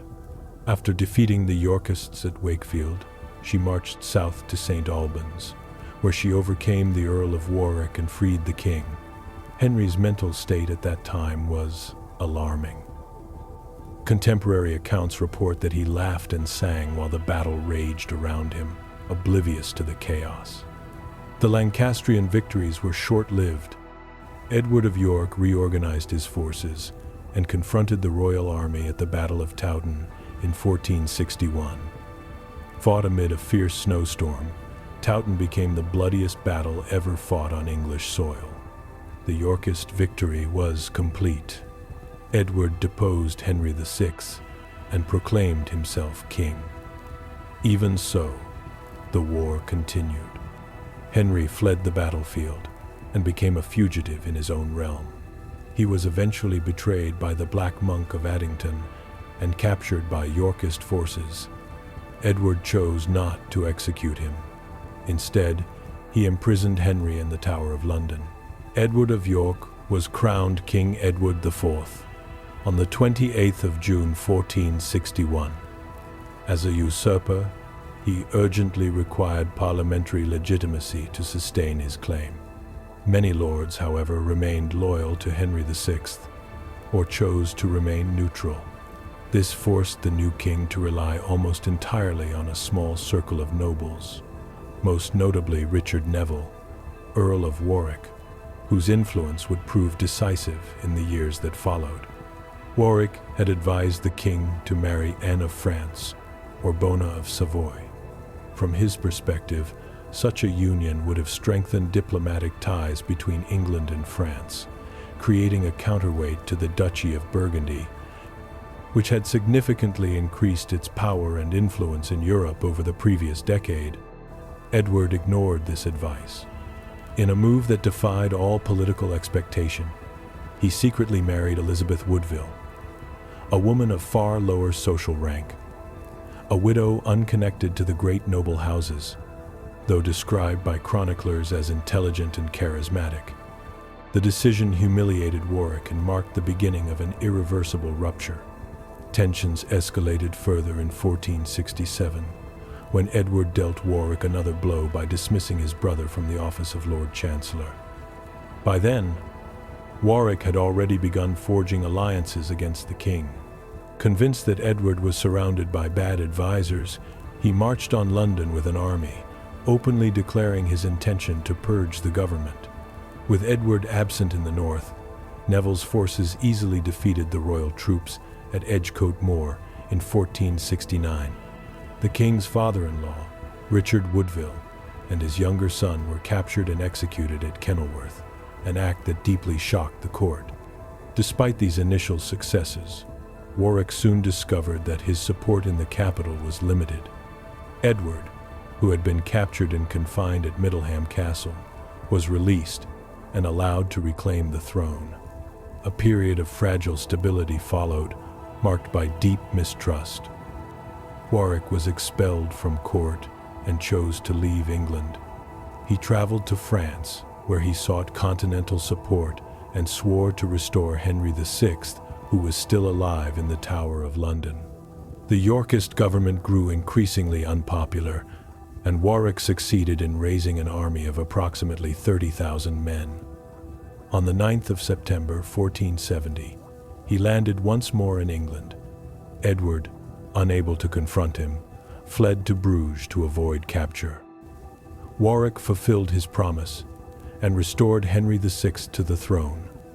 Yet, with the old king's return, the familiar problems resurfaced. Henry's mental instability made effective leadership impossible, and the nobility once again turned on one another in the struggle for power, reproducing the chaos of earlier years.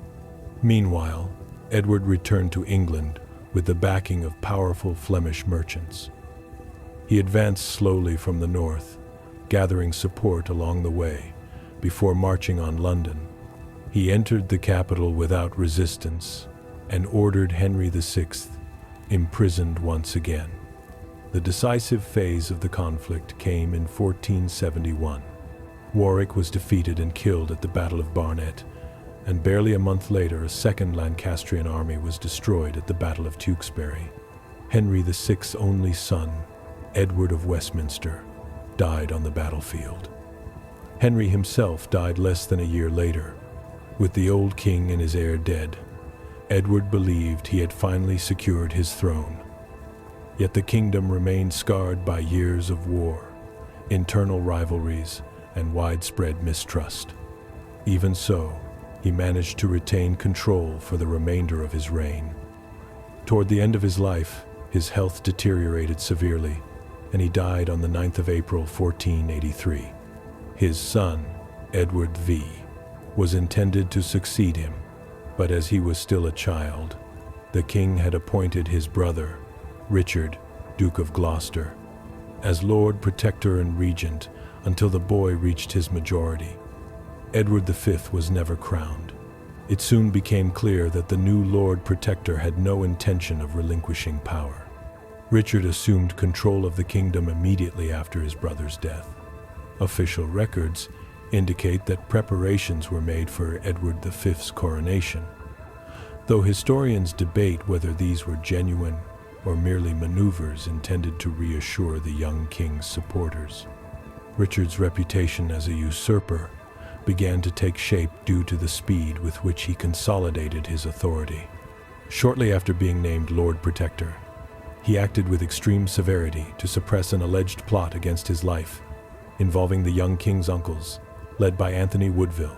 According to the original plan, Richard and Anthony Woodville were to meet at Northampton to escort the young Edward to London, ensuring his safety and legitimacy during the succession process. While the boy waited for the arrival of his relatives, Richard acted decisively. From that moment on, he began to move the pieces that would determine the immediate fate of the English crown. Richard ordered the immediate arrest of Anthony Woodville and those closest to him. All were sent to Pontefract Castle, where they were accused of conspiring against the life of the new Lord Protector. The trial was swift and their fate irreversible. They were executed as traitors.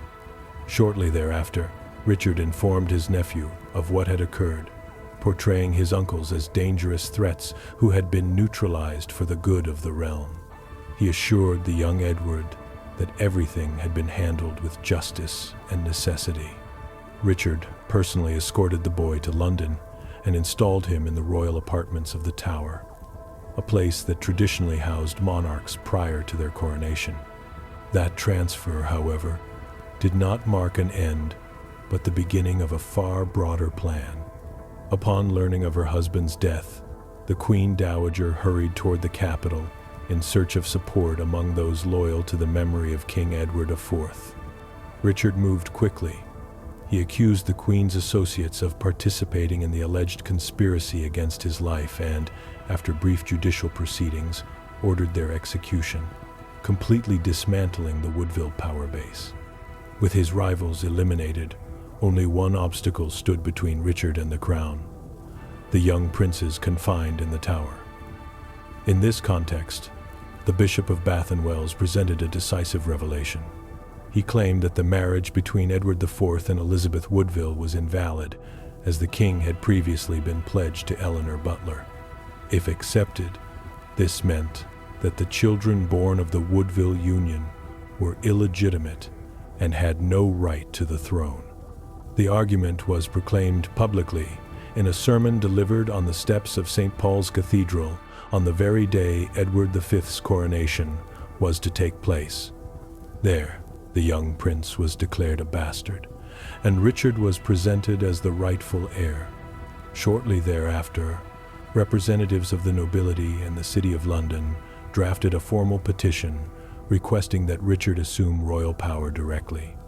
On the 6th of July, 1483, the former Lord Protector was crowned King Richard III of England. Power was now in his hands. That same summer, the two princes who had been quietly living in the Tower vanished without a trace. Theories multiplied: murder on the king's orders, a secret escape to the continent, or lifelong confinement under hidden identities. The fate of the princes in the Tower became one of the most enduring mysteries in English history. Despite the apparent ease with which Richard had secured the throne, his position was fragile. The first serious threat soon emerged: the Buckingham Rebellion. The Duke of Buckingham, along with other discontented nobles and former supporters of Edward IV, conspired to overthrow the new monarch. They regarded Richard's regime as a usurpation and planned to restore the crown to the young Edward. However, as rumors of the prince's death began to circulate, the original plan became untenable. Buckingham then sought an alternative. Henry Tudor, son of Lady Margaret Beaufort and a descendant of Edward III, represented another possible, if weak, claim to the throne. While Buckingham gathered troops in Wales, Henry, exiled in France, organized an army on the continent. Once again, weather intervened in the fate of the realm. Violent storms delayed the crossing of the English Channel. Part of Henry's fleet was forced to return to Normandy and Calais, while he anchored at Plymouth, awaiting better conditions. On land, Buckingham's rebellion also faltered. When Richard's forces advanced to confront him, many of the Duke's men deserted. Buckingham was captured, tried, and beheaded at Salisbury. Upon learning of his fall, Henry Tudor fled to Paris, where the French regent provided him with new resources to attempt another invasion the following year. On the 22nd of August 1485, the armies of Henry Tudor and King Richard III met on the field of Bosworth, near Leicester. Contemporary chronicles note that Richard commanded the larger force, but it soon became clear that loyalty mattered more than numbers. The king divided his army into three main divisions: one under the Duke of Norfolk, another under the Earl of Northumberland, and the third led by Richard himself. The battle opened with a frontal assault led by Richard against Tudor's forces. Hand-to-hand fighting was fierce and brutal. Despite being outnumbered, Henry's army was well disciplined and commanded by the Earl of Oxford, an experienced and capable leader. Under his direction, the rebel troops inflicted heavy losses on the royal army, sowing doubt, hesitation, and uncertainty among the king's ranks. The outcome of the day would depend not only on courage, but on betrayal, indecision, and the precise moment when the balance of power broke on the battlefield. When part of the Duke of Norfolk's troops began to flee, the situation became critical. Richard then turned to the Earl of Northumberland and urgently signaled him to reinforce the lines that were beginning to collapse. Northumberland, however, remained motionless and refused to intervene. That refusal sealed the king's fate.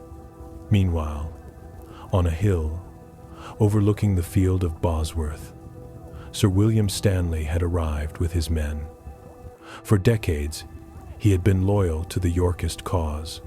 He had fought at Towton when Edward IV took the throne, and Richard had rewarded him with lands in North Wales after his own coronation. Yet Stanley did not commit at once. He watched the battle without intervening, waiting to identify the likely victor before choosing a side. With Northumberland refusing to act and the morale of his troops faltering, Richard realized he was about to lose control of his army. In a final, desperate attempt, he made a bold decision. He launched a direct charge, aiming to break through the enemy lines and personally kill Henry Tudor. If he could eliminate the claimant, the battle would end at once, and victory would be his. But when William Stanley saw the king separated from his main force, he made a choice that would change English history forever. He abandoned his neutrality and joined Henry Tudor's side. Stanley's forces surrounded Richard and the men who still fought alongside him.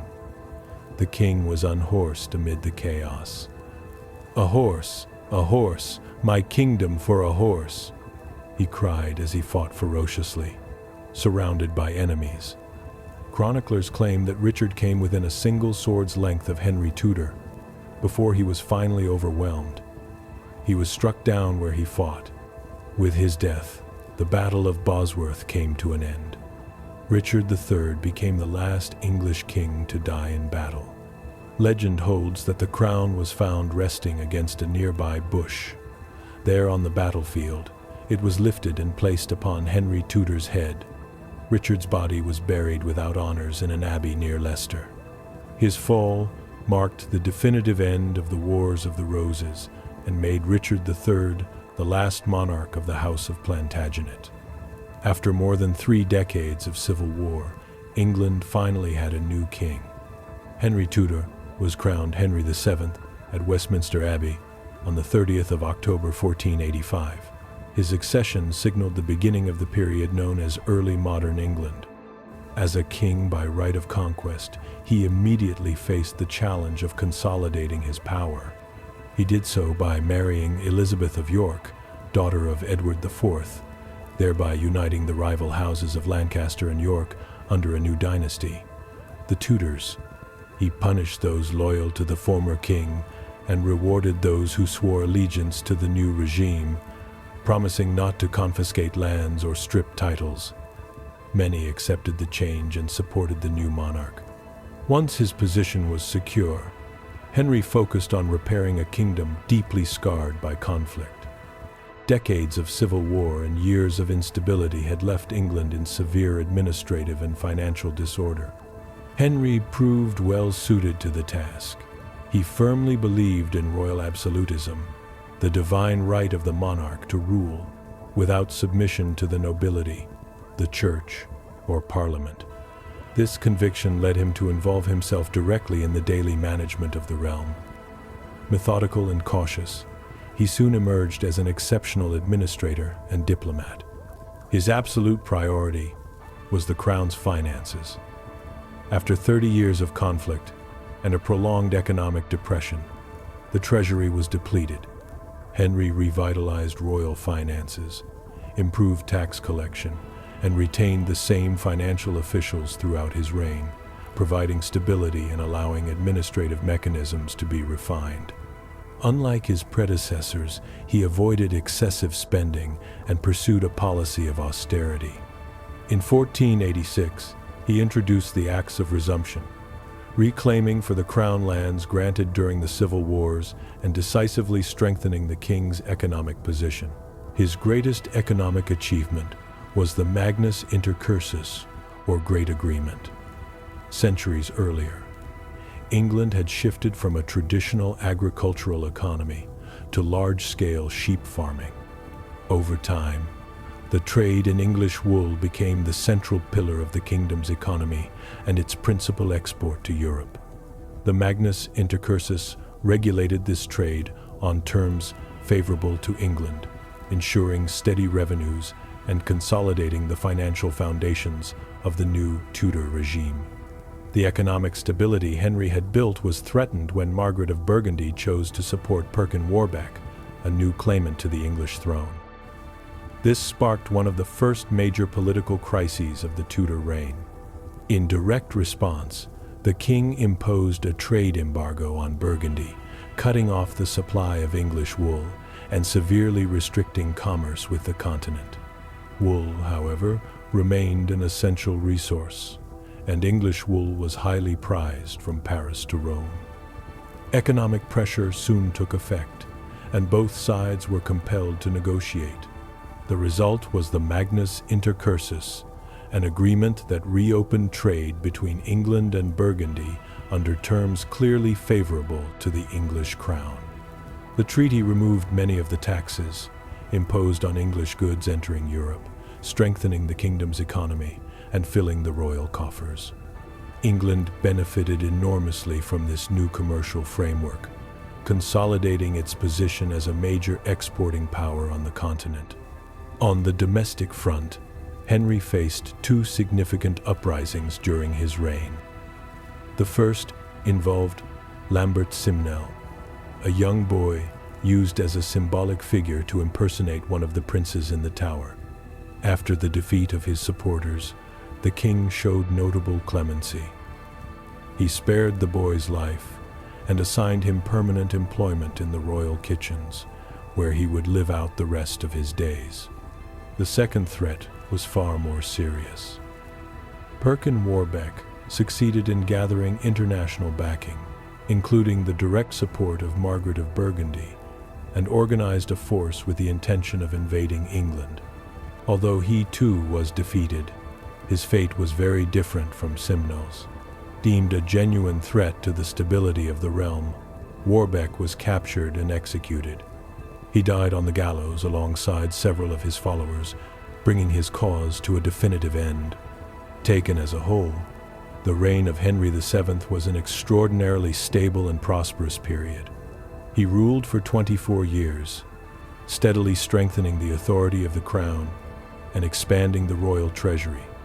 A meticulous and effective administrator, his legitimacy was rarely challenged in any serious way.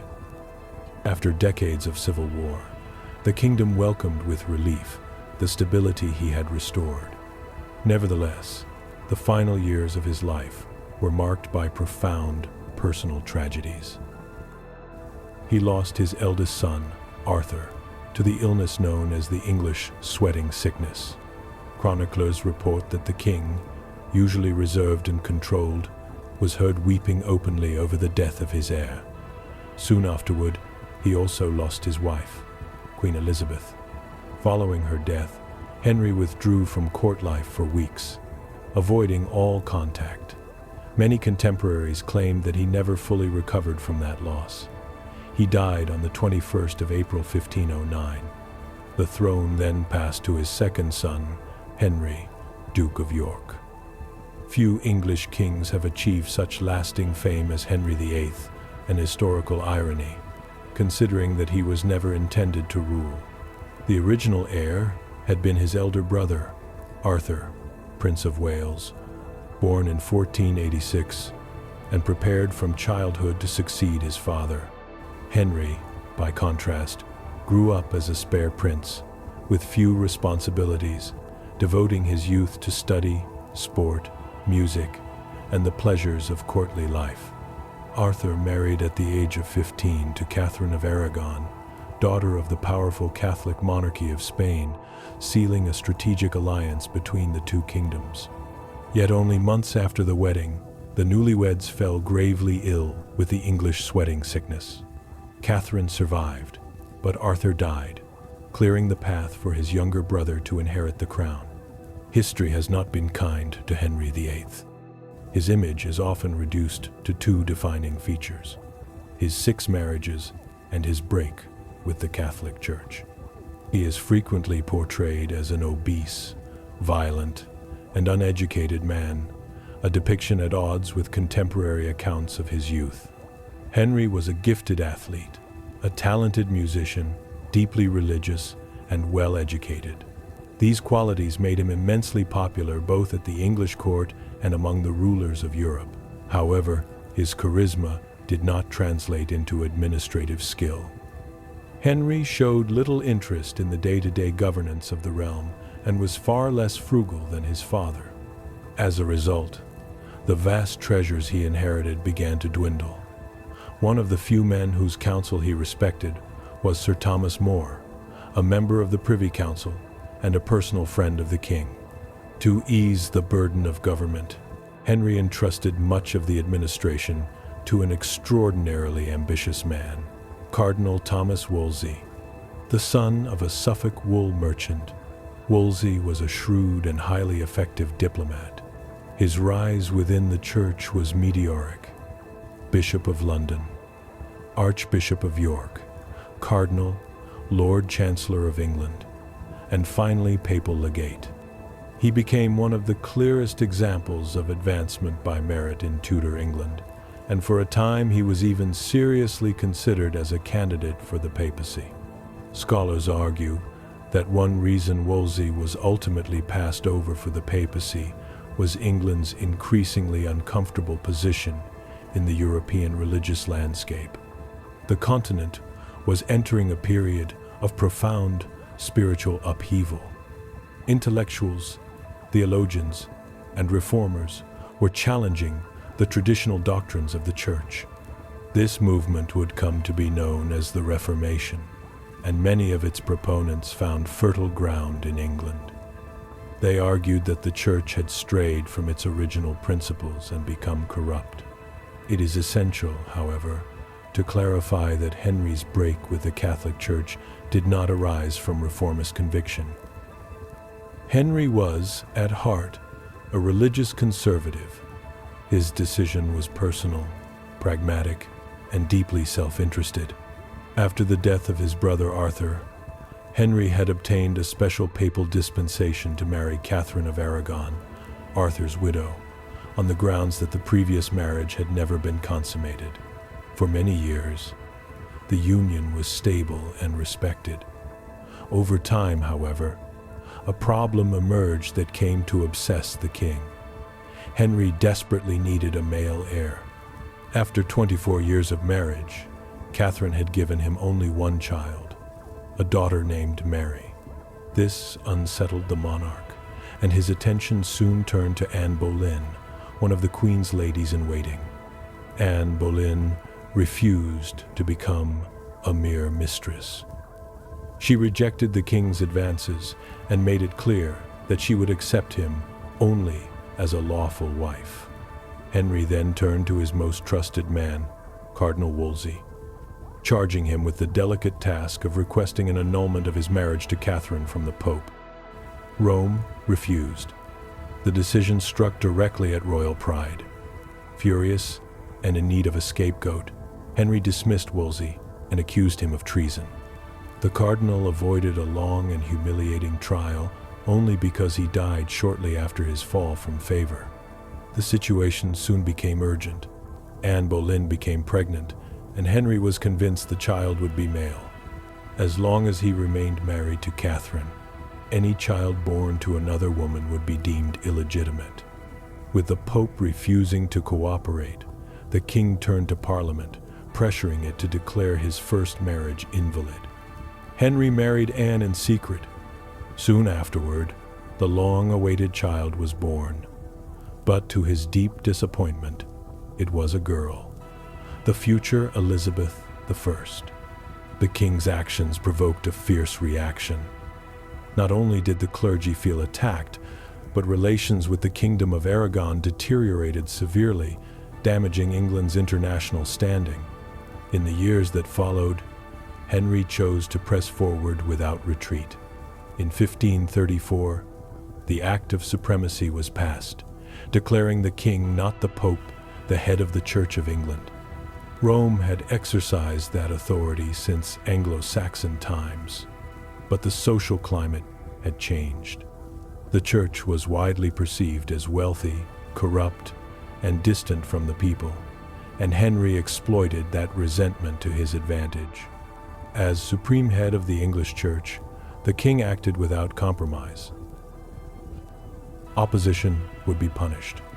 The most emblematic example was the execution of Sir Thomas More, beheaded for refusing to swear the Act of Succession. For Henry, no one stood above his will. Years later, the king himself would acknowledge that execution as his greatest regret. Anne Boleyn failed to give Henry the male heir he so desperately desired. Convinced that she had betrayed him, the king accused her of adultery and treason.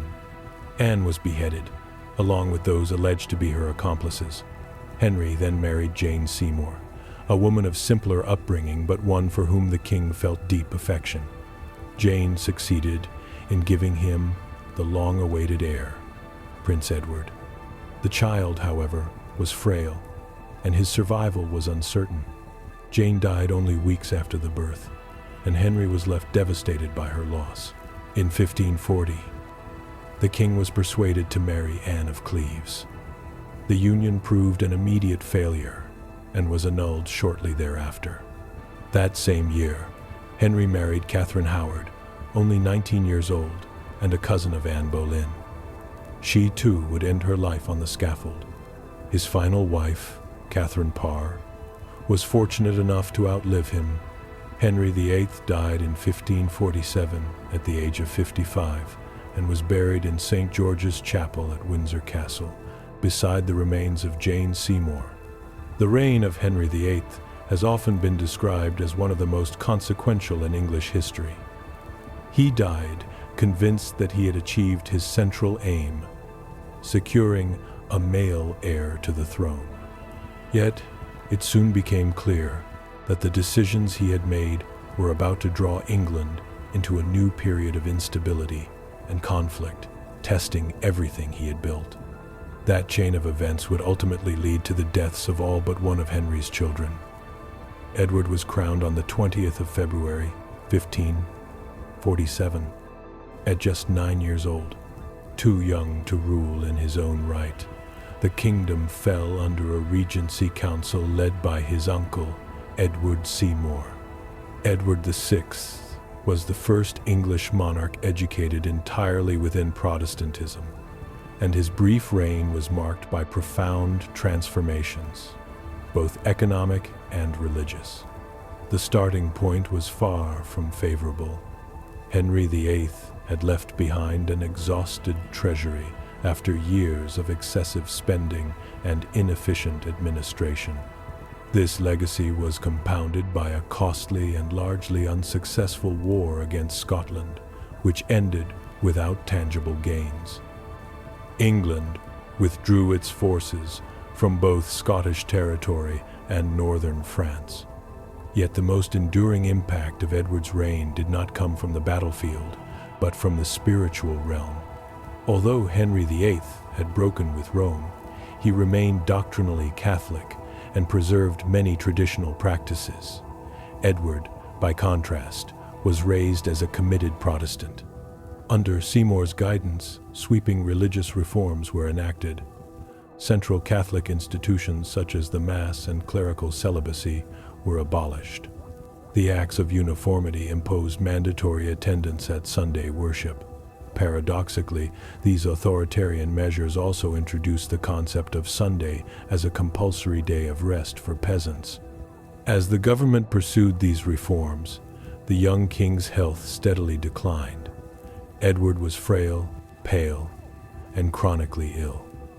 In 1553, he fell gravely sick and died at only 15 years of age.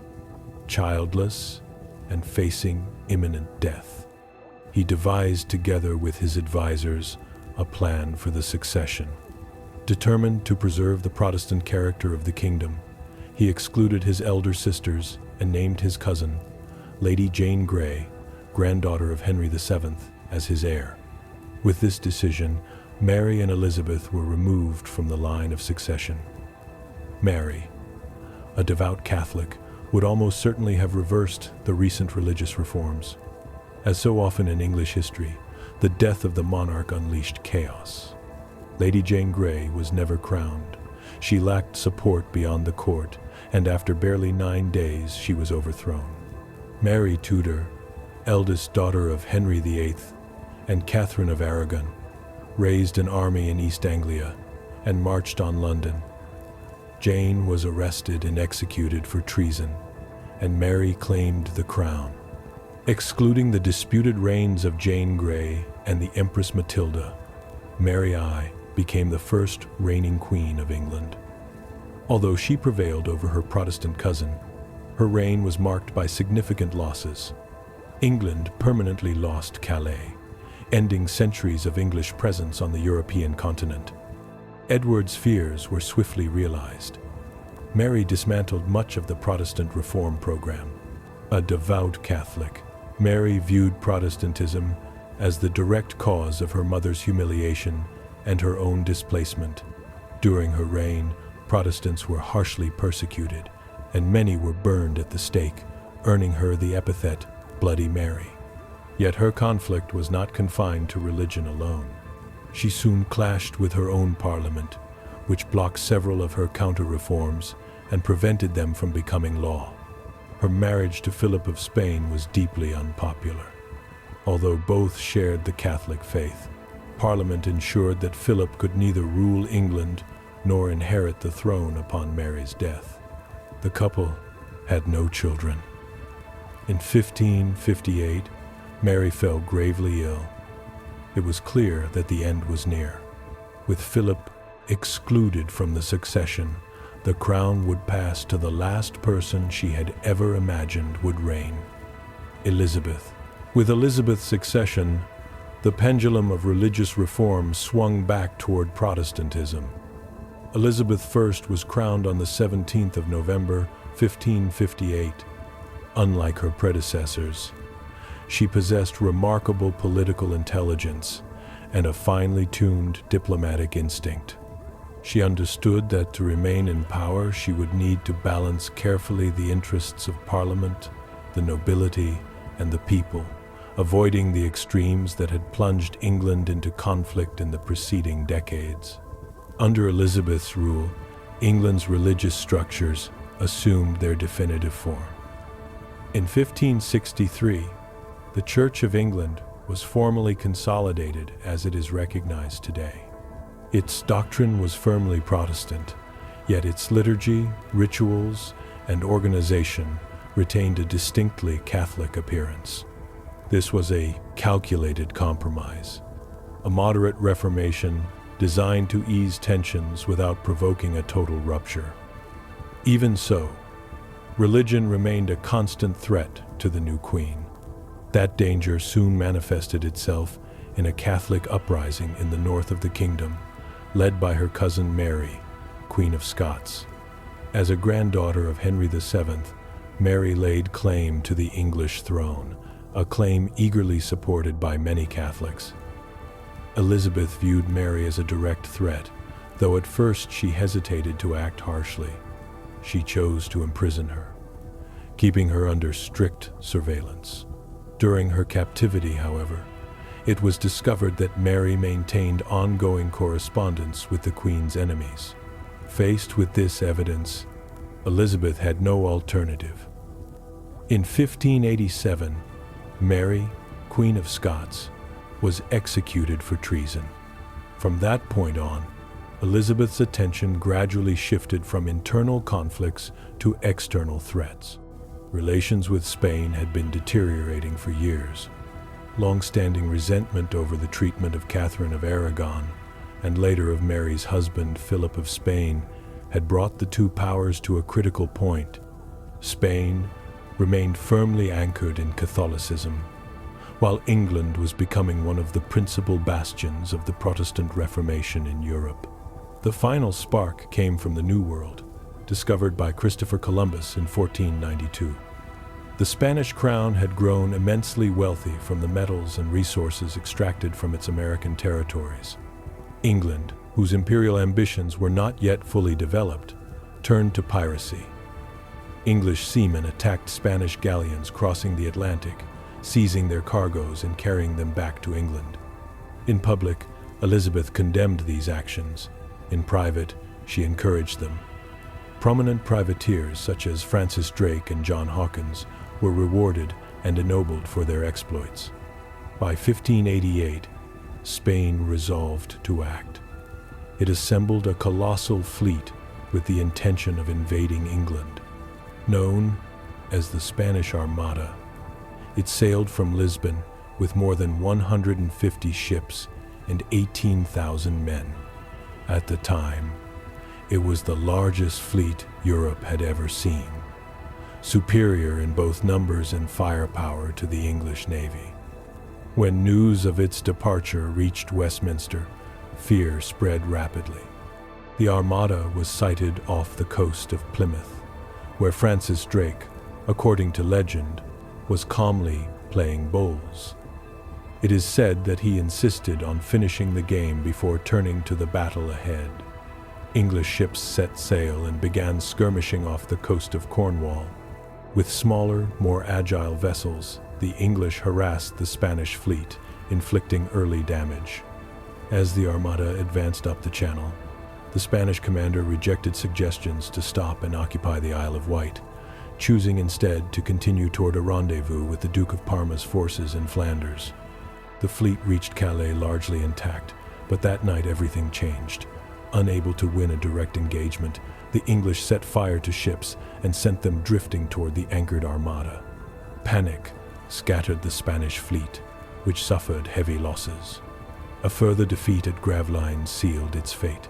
As the Armada fled toward the North Sea, it was pursued until the English turned back. The return voyage proved even deadlier. Violent storms wrecked numerous ships off the coast of Scotland. When the remnants finally returned to Spain, The Armada had been destroyed. Drake became a national hero, and England was safe. Elizabeth's reign proved profoundly transformative. It marked England's rise as a global power, not merely a European one. Investment in a permanent navy fueled colonial ambitions, and the island also experienced a cultural flourishing. England was entering a new era. Meanwhile, the theaters of London overflowed with audiences. Playwrights such as William Shakespeare and Christopher Marlowe filled the stages of the capital, shaping a golden age of English literature. At the same time, figures like Francis Drake and Walter Raleigh ventured beyond Europe, exploring unknown territories and expanding the horizons of the kingdom. Elizabeth's 44 years on the throne were, in general, warmly received, and the Queen enjoyed exceptional popularity among her subjects. One of Elizabeth's most distinctive traits was her decision to remain unmarried. She died in 1603, having never wed, never formally accepted a suitor, and leaving no heirs. She was the last monarch of the Tudor dynasty. The question of succession deeply concerned the court in the final years of her life, but before her death a consensus was reached. The crown would pass to her cousin, James VI of Scotland, the son of Mary, Queen of Scots. That decision peacefully united England and Scotland under a single sovereign for the first time and laid the foundations for the future kingdom of Great Britain. On the 24th of March 1603, James VI was proclaimed James I, King of England. Yet although he ruled both realms, they remained separate entities. England and Scotland retained distinct parliaments, legal systems, and administrative structures. James was a shared monarch, not the ruler of a unified state. Even so, his accession represented the first step toward the political integration of the island. Much of James's reign was marked by his constant effort to harmonize the two administrations. Nevertheless, the first king of the House of Stuart would be remembered above all for internal conflicts and divisions. Religion continued to dominate political life. James maintained his support for the Protestant Reformation, which was already firmly established in England. In the early years of his rule, he commissioned a new English translation of the Bible, known as the King James Bible. Its poetic style and powerful language made it enormously influential. Over time, it became one of the most widely printed books in history and played a decisive role in spreading the English language around the world. In 1604, James ordered the expulsion of Catholic priests from the kingdom. The measure provoked a violent reaction among a small but increasingly radicalized Catholic minority. On a rainy night in Northamptonshire, 11 men met in secret, driven by religious fervor. They conceived an extreme plan: to transport 36 barrels of gunpowder into the cellars beneath the newly constructed Parliament and detonate them on the day of its opening, killing the king and his council in a single explosion. This plot would become known as the Gunpowder Plot. For weeks, they moved the barrels without being discovered. Everything was prepared for November 5. They needed only to wait. But an anonymous letter revealed the scheme. On the appointed morning, royal guards searched the cellars and found a man guarding the explosives. Guy Fawkes was arrested and subjected to brutal torture. After several days, he betrayed his accomplices. The conspirators were captured and publicly executed in London. Bonfires were lit to celebrate the failure of the plot, a tradition that endures to this day. Far from halting the Reformation, the conspiracy strengthened it. James had promised limited tolerance toward Catholics, but after the plot, he enacted harsh anti-Catholic legislation. Even so, the greatest threat to his authority did not come from religion, but from Parliament. By the early 17th century, parliamentary power was greater than ever. In 1614, James expressed astonishment that his ancestors had permitted the existence of an institution capable of challenging a king. Convinced of the divine right of monarchy, he deeply resented Parliament's ability to question his authority. Yet, despite these tensions, both powers managed to coexist, maintaining a fragile balance that would shape England's political future. As a result of that delicate equilibrium, the reign of James I was long remembered as a relatively stable and prosperous period for England. Under his rule, the Crown founded its first permanent colony in the New World, Jamestown, in Virginia, named in his honor and also evoking the Virgin Queen who had preceded him. At the same time, England's intellectual tradition continued to flourish. Writers, poets, and thinkers consolidated England's position as one of the most influential cultural centers in Europe. In his final years, however, the king's health deteriorated noticeably, worsened by a life marked by excess. James died on the 27th of March, 1625, after suffering a severe bout of dysentery. At his funeral, it was said that he had died as he had lived, in peace. Yet beneath that calm surface, the kingdom was beginning to show deep fractures. The accumulated tensions between the Crown and Parliament, together with unresolved religious conflicts, had prepared the ground for a far greater crisis. The heir to the throne, Charles I, was about to inherit a kingdom on the brink of rupture. Charles was crowned on the very day of his father's death, the 27th of March, 1625, as King of England, Scotland, and Ireland, in a solemn ceremony at Westminster Abbey. He fully shared his father's belief in the divine right of kings. From the outset, he made his intentions clear: to govern without interference and to reduce the power of Parliament to a minimum. The first open confrontation came in 1627, when Charles attempted to raise taxes without parliamentary approval. The response was immediate. Parliament drafted the Petition of Right, establishing that no taxes could be imposed without its consent. For Charles, this was an intolerable affront. He dissolved Parliament and chose to rule without it. For the next 11 years, the king imposed questionable levies and enacted laws without parliamentary backing. These decisions made him deeply unpopular. During this period, England experienced unprecedented emigration. It is estimated that around 60,000 people left the island, and nearly half crossed the Atlantic to the American colonies. They were fleeing not only taxation, but also religious persecution. Calvinism had gained strength, particularly among the middle and lower classes, giving rise to Puritanism. The Puritans believed that the Church of England remained too close to Catholicism and demanded a far more radical reform.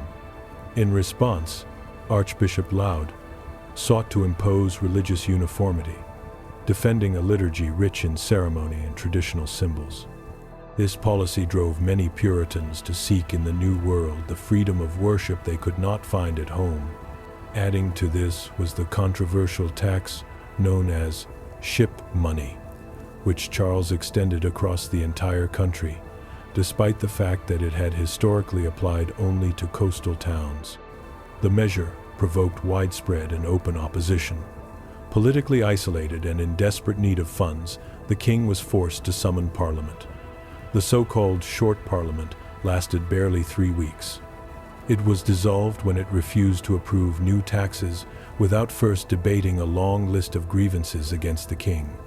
Months later, a rebellion in Scotland compelled Charles to call Parliament again. This time, the Assembly would remain in session for 2 decades, becoming known as the Long Parliament. To many, it was clear that royal authority was rapidly weakening. Parliament took advantage of the situation to demand increasingly sweeping reforms, all of which the king rejected. The already strained relationship, which had begun under James's reign, finally collapsed in 1642. That year, the first armed clashes erupted, marking the beginning of the English Civil War. The conflict divided the country along clear lines. The parliamentary forces, known as the Roundheads, were composed largely of the Protestant middle classes. The royal army, the Cavaliers, drew support from the nobility, much of the clergy, and sections of the peasantry. The war began as a series of indecisive skirmishes across the kingdom. It was in this context that a parliamentary commander from East Anglia began to stand out, a man who would soon change the fate of England. Within the parliamentary army, the so-called Roundheads, Oliver Cromwell rose to prominence with remarkable speed. His ascent was due not only to ideological fervor, but to his organizational skill. He took irregular, poorly trained, and scattered forces and transformed them into a new model army, disciplined, professional, and capable of confronting the king's troops on equal terms. Yet while the conflict determined the future of the kingdom, daily life for most of the population continued with little apparent disruption. Few people took part directly in the war, and even fewer understood its full significance. In 1644, a farmer at Marston Moor was asked to leave his land because the royal and parliamentary armies were preparing to fight there. He reportedly replied with indifference that they had fought there before as well. He likely did not realize that the field he worked was about to become a historic turning point. At Marston Moor, King Charles's army was decisively defeated by Cromwell and his men. That victory gave Parliament its first major triumph and effective control of northern England. A year later, the royal forces suffered another defeat, this time in the south. With that loss, the king also forfeited the region. The English Civil War had come to an end. Parliament had prevailed. Back in London, parliamentary leaders initially sought a negotiated settlement with the king. But during the conflict, the parliamentary cause had become deeply radicalized, driven by an increasingly extreme form of Protestantism. Archbishop Laud, a symbol of resistance to Calvinist reform, was executed in 1645. Within Parliament, many began to argue that the only way to prevent another collapse of the kingdom was to eliminate the monarch himself. In 1649, King Charles I was put on trial at Westminster. He remained inflexible and loyal to his absolutist vision, rejecting any reform that would acknowledge parliamentary authority. For the radical faction, patience had run out. Accused of treason by a parliament whose legitimacy he denied, Charles I was executed at Whitehall on the 30th of January 1649.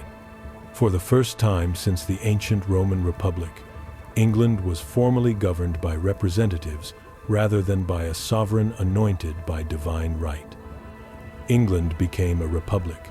The execution was delayed for several hours to allow the House of Commons to pass an emergency law declaring itself the supreme source of all legitimate power in the kingdom. In practice, however, reality was very different. Effective power was concentrated in a single man, Oliver Cromwell.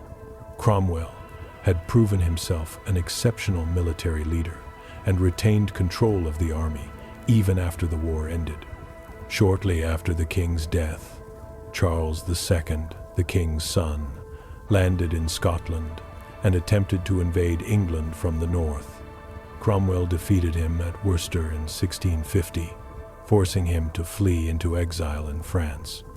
Meanwhile, in London, Parliament proved incapable of agreeing on a clear model of government. Frustrated by endless debates, Cromwell forcibly dissolved the remaining Parliament in 1653.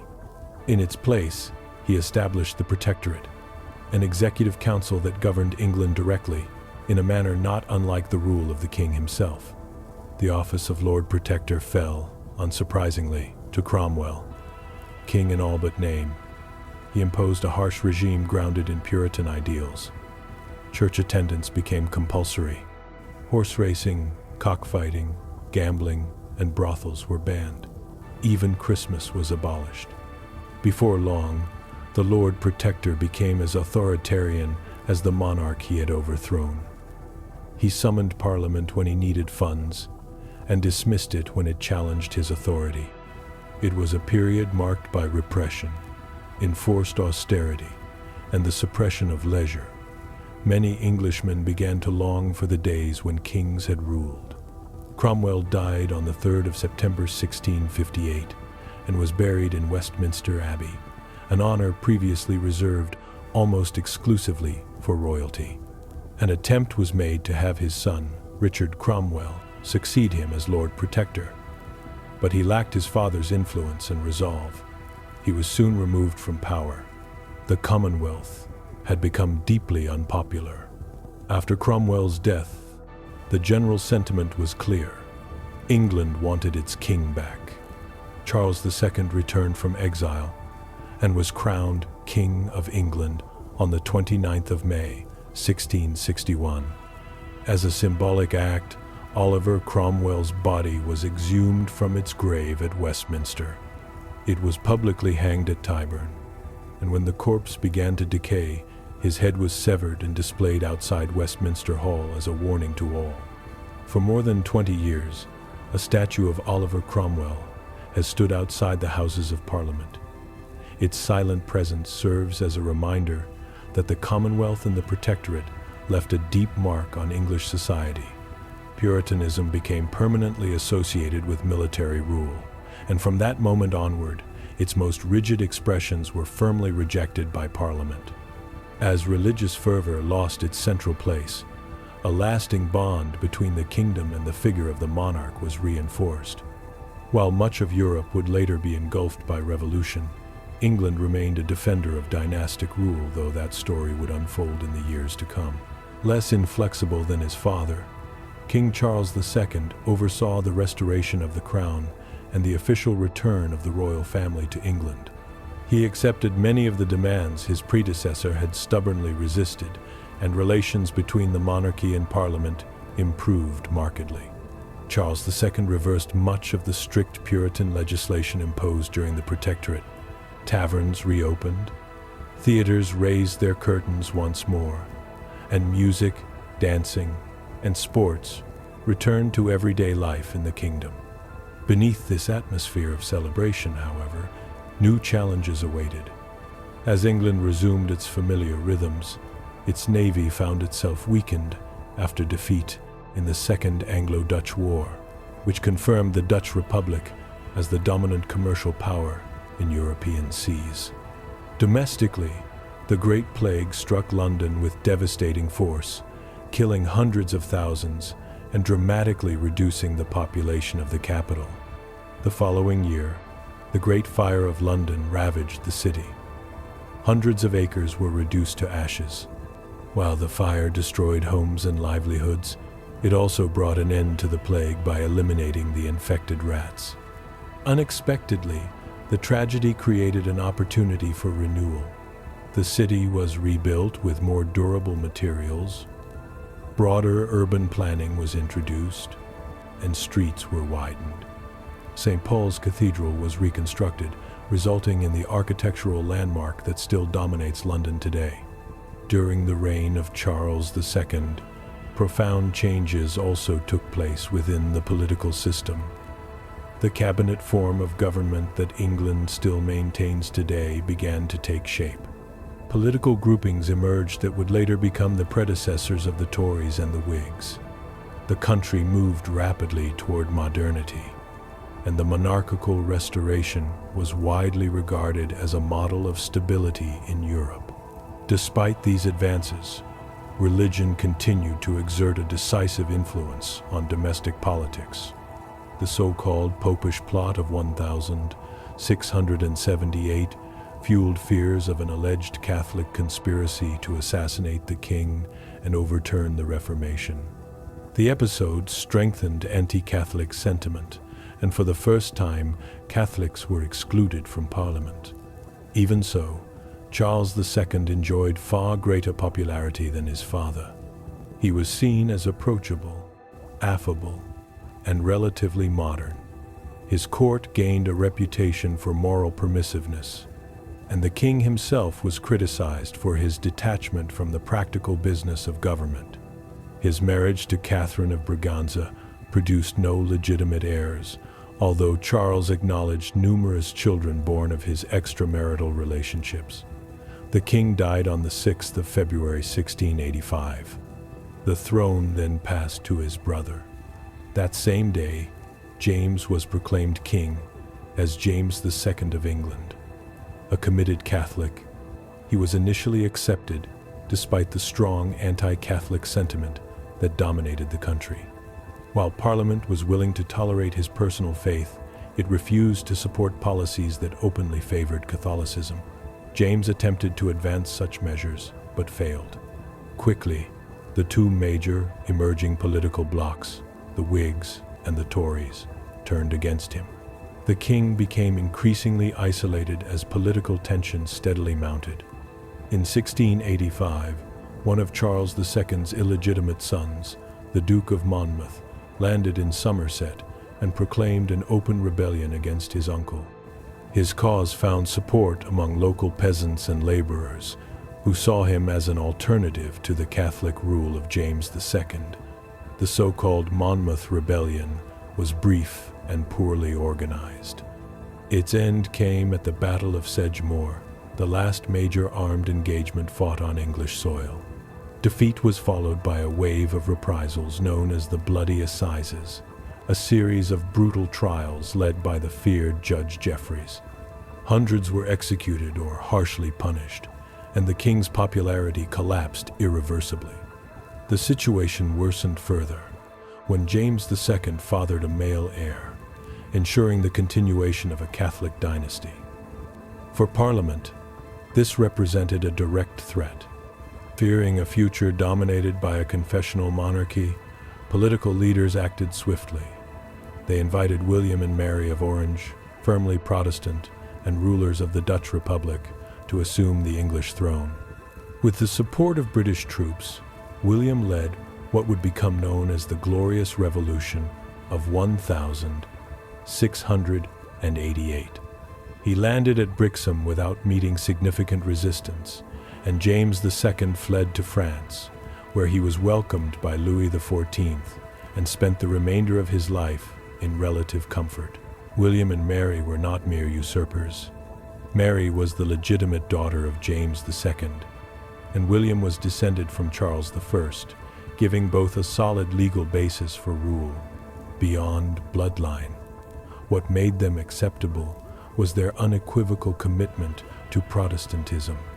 William was widely regarded as a defender of the Reformed faith, known for his campaigns against the Catholic power of France. They ruled jointly, although in practice, William spent much of his reign on the continent, fighting in the 9 Years' War. During his absences, Mary II proved to be a capable and resolute regent, earning the respect of Parliament and the population alike. For the first time since Elizabeth I, the Crown and Parliament cooperated without serious friction. In 1689, the Bill of Rights was approved, marking a definitive turning point in English constitutional history. The document permanently limited the power of the monarchy, barred Catholics from the throne, and established that the king could not arbitrarily interfere in political affairs. Neither sovereign opposed these measures, and from that moment onward, royal authority was formally subordinated to the law. Mary's death from smallpox in 1694 left William ruling alone. Soon afterward, a new threat emerged, a Jacobite uprising in Scotland. The Jacobites, loyal to the deposed James II, regarded the new order as illegitimate. They argued that a king chosen by God could not be removed by Parliament. William responded swiftly and suppressed the rebellion, although the Jacobite cause would survive for decades. With no direct heirs and following the death of Prince William of Gloucester in 1700, the question of succession once again took center stage. To prevent further crises, Anne, Mary's sister and daughter of James II, was designated heir. On the 8th of March 1702, William III died of pneumonia after a fall from his horse. His reign had been stable, popular, and decisive. The calm he brought to the kingdom marked a clear break from the decades of conflict that had preceded it. Over time, the religious tensions that had dominated English political life for decades began to ease. In this more stable context, Anne was crowned shortly after William III's death and inherited a kingdom enjoying a period of calm and prosperity.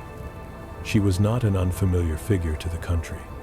During the reigns of her sister and brother-in-law, Anne had already gained visibility and prestige, and when she assumed power in 1702, she enjoyed the support of both the nobility and influential political factions. In the early years of her reign, the Queen was strongly influenced by Sarah, Duchess of Marlborough, and by her husband, John Churchill, although the personal relationship between Anne and the Duchess would eventually deteriorate, not before the Churchills reached a central position in government. John Churchill emerged as one of the most capable military commanders of his time, gaining fame and recognition for his decisive role in the War of the Spanish Succession. The Churchill family would continue to leave a profound mark on British history for generations, culminating centuries later with their descendant Winston Churchill leading the country during the Second World War. In retrospect, however, Queen Anne's most enduring legacy was the creation of the Kingdom of Great Britain. While Wales had been integrated into England for centuries and Ireland remained subordinate to the English crown, Scotland was still a sovereign state. From the outset, Anne expressed her desire to unite the two kingdoms, even articulating this goal in her coronation speech. That ambition was realized in 1707 with the passage of the Act of Union. England and Scotland ceased to exist as separate entities and merged into a single sovereign state. To symbolize this new reality, a unified flag was adopted, giving rise to the Union Jack. Unlike her father James II, a devout Catholic, Anne had been educated within Anglicanism. As a result, she favored politicians and legislators who shared her faith, lending clear support to the Tory party, which was dominant within the Church of England. Nevertheless, she faced growing opposition from the Whigs, who had strengthened their influence during the War of the Spanish Succession. Political tension reached its peak in 1710, when Anne dismissed numerous Whig leaders from Parliament, criticizing their belligerence and their insistence on keeping England embroiled in prolonged European conflicts. Despite internal divisions, the period produced positive effects. The Royal Navy was reformed and strengthened, regaining a feared reputation on the seas not seen since the early years of the Stuarts. This naval power drove colonial expansion, particularly in the Americas, where the colonies grew increasingly valuable through the tobacco trade and the trafficking of enslaved people, which was becoming a central pillar of the imperial economy. While the kingdom prospered, the Queen's personal life deteriorated.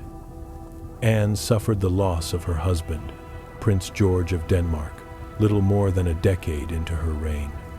Her health declined steadily. She gained significant weight, endured chronic illnesses, and in her final years, a stroke deprived her of the ability to speak. On the morning of the 1st of August 1714, the Queen died. Her physicians regarded her death as the end of a life marked by physical suffering and personal tragedy. Despite having been pregnant 17 times, Anne left no heirs. The constitutional prohibition against a Catholic ascending the throne required the selection of a Protestant successor. The choice fell upon her cousin George I of the House of Hanover. With her death, and became the last monarch of the Stuart dynasty. For the first time since the Norman conquest, England was once again ruled by a truly foreign sovereign. George I had served with distinction during the War of the Spanish Succession, but his accession to the throne immediately revealed an obvious problem. He did not speak English, showed little interest in the affairs of the kingdom, and made decisions slowly. Unable or unwilling to govern actively, he delegated much of royal authority to a small circle of trusted politicians. From this arrangement emerged, in formal terms, the office of Prime Minister, and the cabinet system that continues to define British politics was consolidated. Crowned on the 20th of October 1714, George barely had time to familiarize himself with his new surroundings before facing a familiar threat.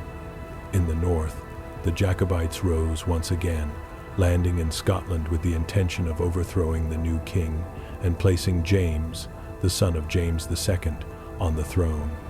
As in previous reigns, questions of succession and religion once more tested the stability of the realm. As had happened before, King George swiftly suppressed the rebellion. The Jacobite army was defeated without great difficulty, and James Stuart, later known as the Old Pretender, fled to France, following the same path his father had taken years earlier. The immediate threat was neutralized, but in Westminster, a different kind of crisis was beginning to take shape, less visible and far more dangerous. John Churchill, Duke of Marlborough, returned from Spain and approached the king to demand repayment of a long-standing debt.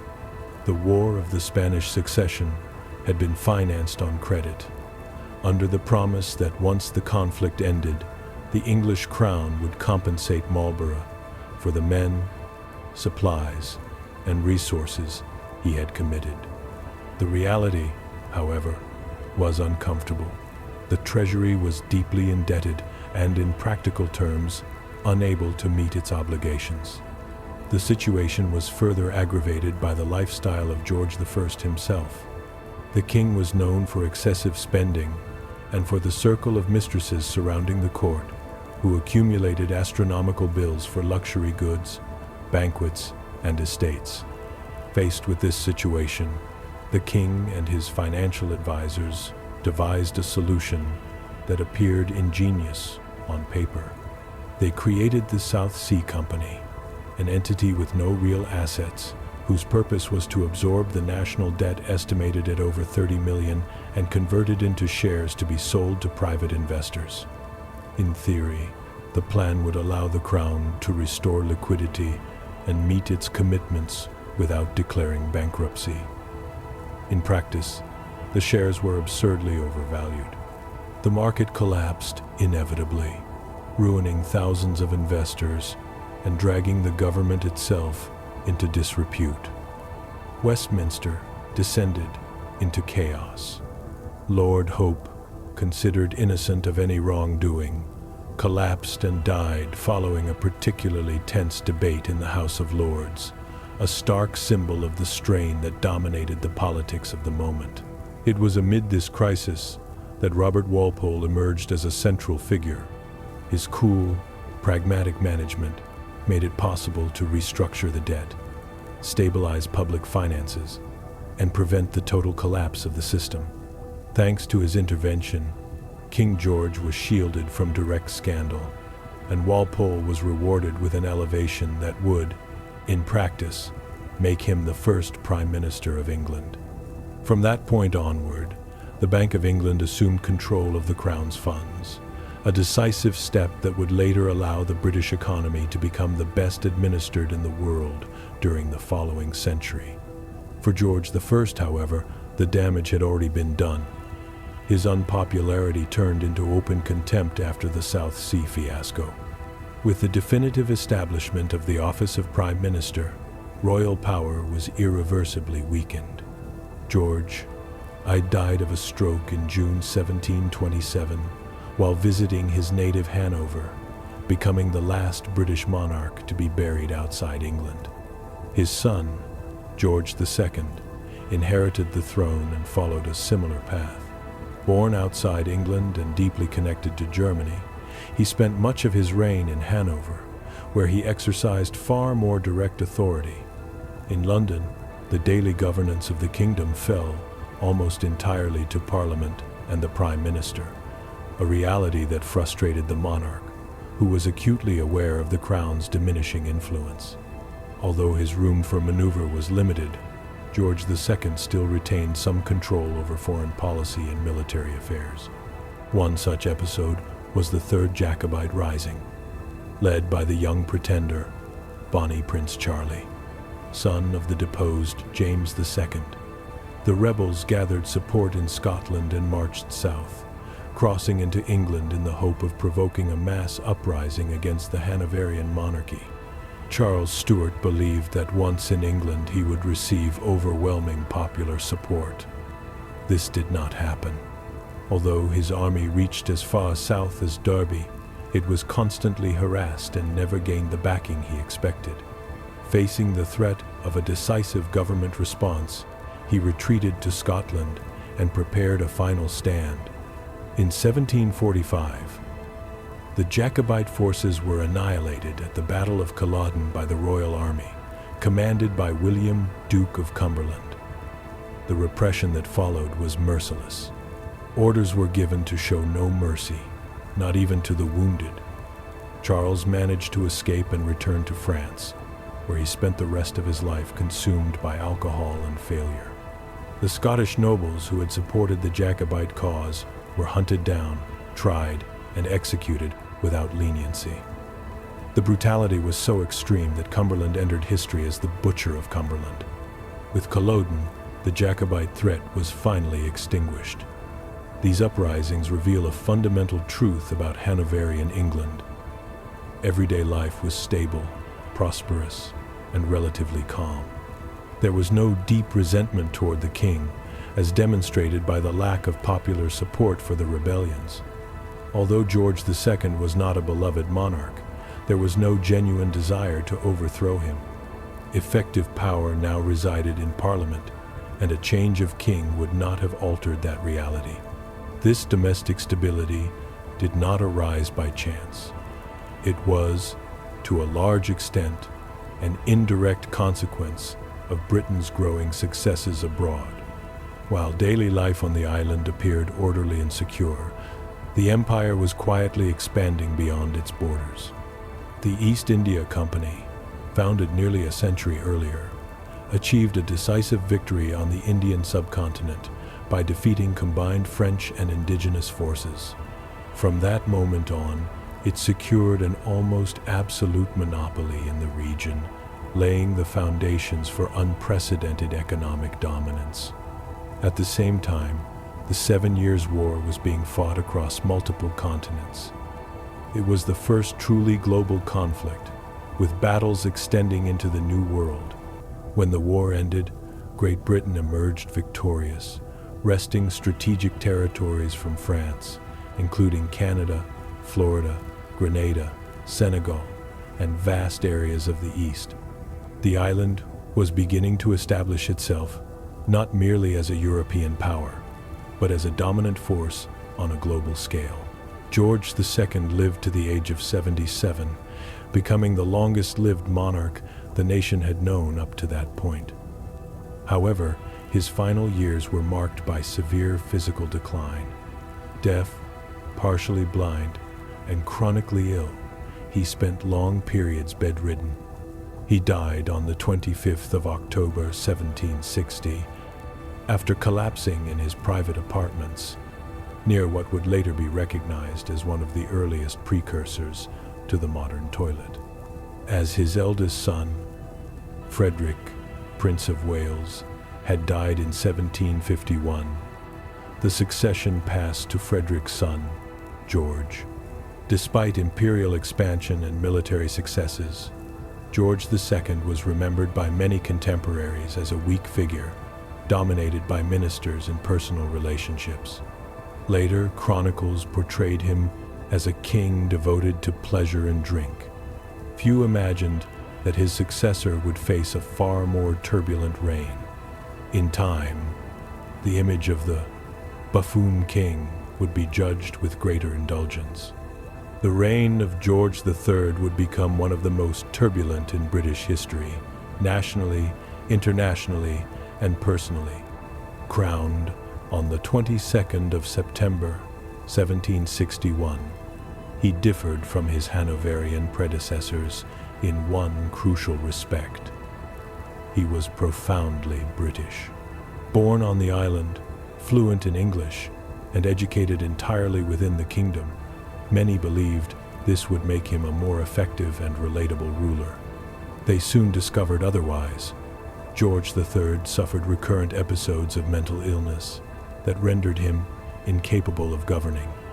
These attacks plunged Westminster into uncertainty and earned him the nickname the Mad King. On several occasions, Parliament attempted to transfer power to his son, the Prince of Wales, but each time a definitive decision approached, the king recovered his clarity and resumed control. His early rule was marked by constant crisis. In 1783, Great Britain definitively lost its American colonies, following the insurgents' victory in the War of Independence, giving birth to the United States. At home, social unrest erupted in the Gordon riots of 1780, when London was shaken by days of violence, driven by fear of Catholic emancipation. In Ireland, the United Irishmen uprising of 1798 demanded autonomy from Britain. It was swiftly crushed at Vinegar Hill, and 2 years later, Ireland was formally united with the kingdom, creating the United Kingdom that still exists today. All of this unfolded while Europe burned under the Napoleonic Wars. A brilliant and ambitious Corsican general had plunged the continent into near-permanent conflict. British naval victories at the Nile and Trafalgar cemented the Royal Navy's reputation as the most feared in the world. On land, campaigns in the Iberian Peninsula expelled Napoleon from southern Europe. The final defeat at Waterloo in 1815 marked the end of the conflict. For many historians, that moment signals the beginning of Britain's global supremacy. At the same time, the kingdom was experiencing the first industrial revolution. Steam engines transformed labor, but they also generated fear and resistance. Luddite protests, in which workers destroyed machinery, reflected anxiety over the loss of livelihoods. These changes were compounded by the economic aftermath of the Napoleonic Wars. Unemployment, poverty, and social unrest reached alarming levels, making clear that global power did not always translate into domestic stability. Amid imperial expansion, internal reform, and wars that reshaped the world, the United Kingdom carried a weakness at its summit. George III was not a stable sovereign. He suffered mental crises so severe that he could vanish from public life for weeks, sometimes months. The machinery of the state continued to function, but always under a lingering suspicion. The crown could fall silent precisely when it was most needed. By 1810, that uncertainty was no longer tolerable. Parliament concluded that the king could no longer bear the burden of government and authorized an irreversible solution. The Prince of Wales would act as regent. Thus began an uneasy decade in which the monarch still lived, but the country was governed by his son. George III survived another 10 years. When he died in 1820, at the age of 81, he left behind a record of longevity that, for many, stood as the final bright fact in a life ravaged by illness. The regent, already accustomed to command, ascended the throne as George IV. He did not inaugurate an era of restraint, but one of display. He was a king of costly impulses, excessive gestures, and a taste for grandeur. He wanted buildings to speak for the crown. The Brighton Pavilion became an oriental fantasy by the sea, scandalous to some and fascinating to others. Buckingham and Windsor were also remodeled to restore a splendor meant not merely to be seen, but to impress. Yet the monarch's private life steadily eroded political respect. It was not only the presence of mistresses, but the way those relationships bled into the image of the state. Rumors circulated of secret arrangements, discreet favors, and shortcuts devised to sustain intimacies beyond public scrutiny. Even with his charm and culture, George IV faced a society increasingly unwilling to forgive. The coronation of 1821 did not consolidate his authority. It ignited conflict.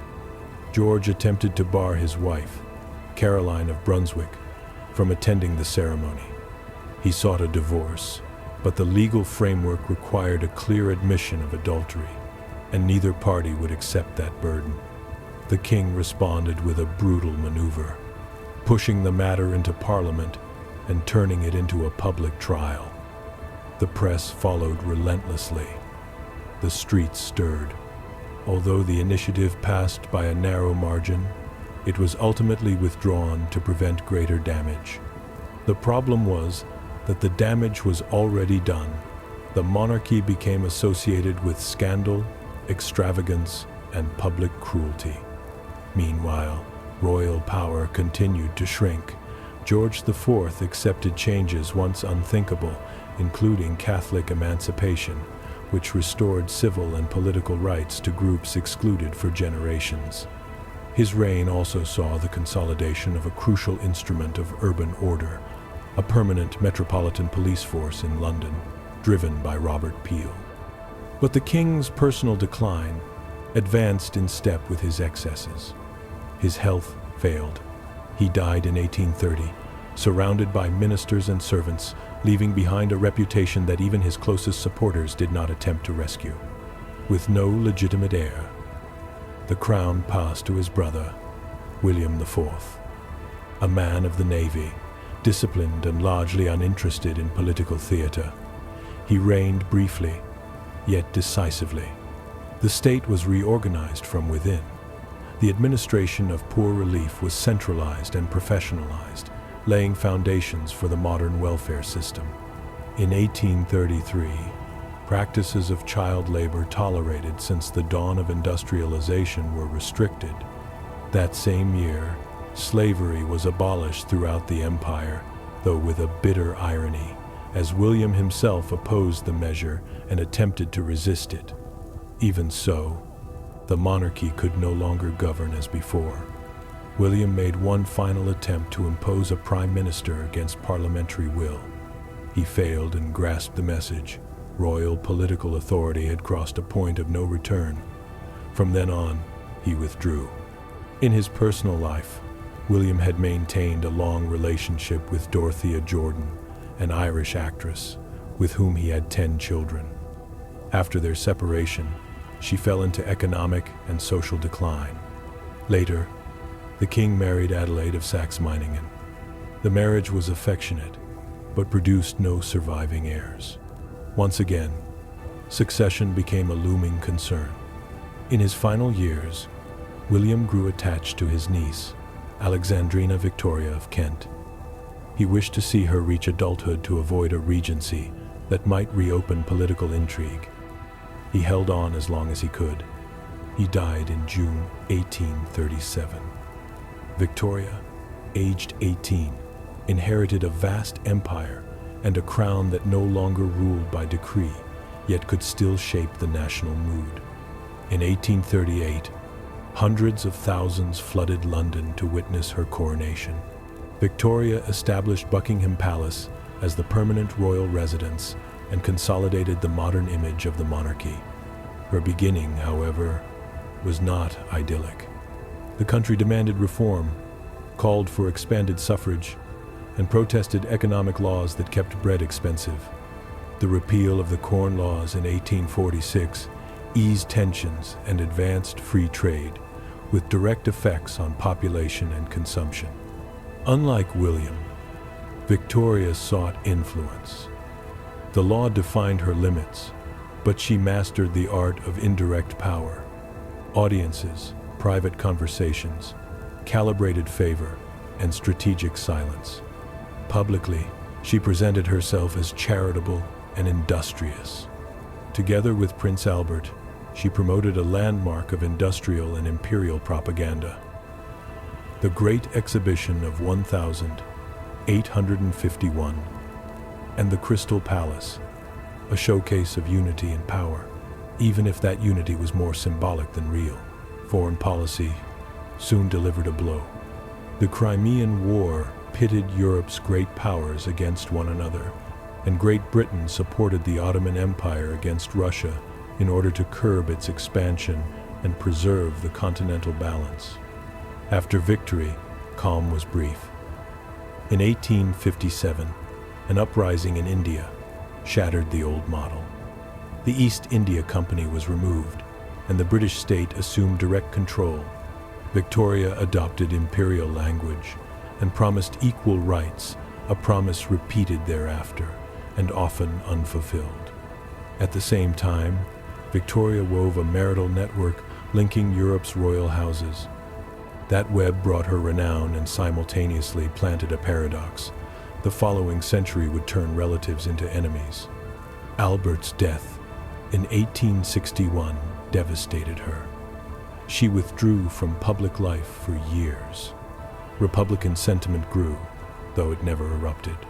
Victoria returned, but she never abandoned mourning. While she dressed in black, the country accelerated factories, cities, science, medicine, literature. Darwin altered understanding of origins. The telephone transformed communication. New medical theories reshaped prevention and treatment. The Victorian era became a symbol of industrial power and public morality, even as it concealed inequality and hardship. Victoria died in 1901. With her passing, Britain entered modernity without the shadow of an endless reign. Edward VII embodied a different style, more social, more ceremonial, more visible. He modernized the monarchy as a public, philanthropic, representative institution and cultivated personal ties with European elites, especially in France. But the world was changing. Socialism grew, labor demands intensified, hierarchies were questioned, and murmurs of independence spread across the empire. When Edward died in 1910, he left a constitutional crisis, a clash over taxation, and the real limits of the House of Lords' power. George V inherited that tension, and a continent on the verge of ignition. George had not been groomed from childhood to rule. He had served in the Navy until his brother's death thrust him into the center. He ascended the throne and watched as the 1911 legislation established the supremacy of the Commons. It was an institutional solution. It was not a shield against what was coming.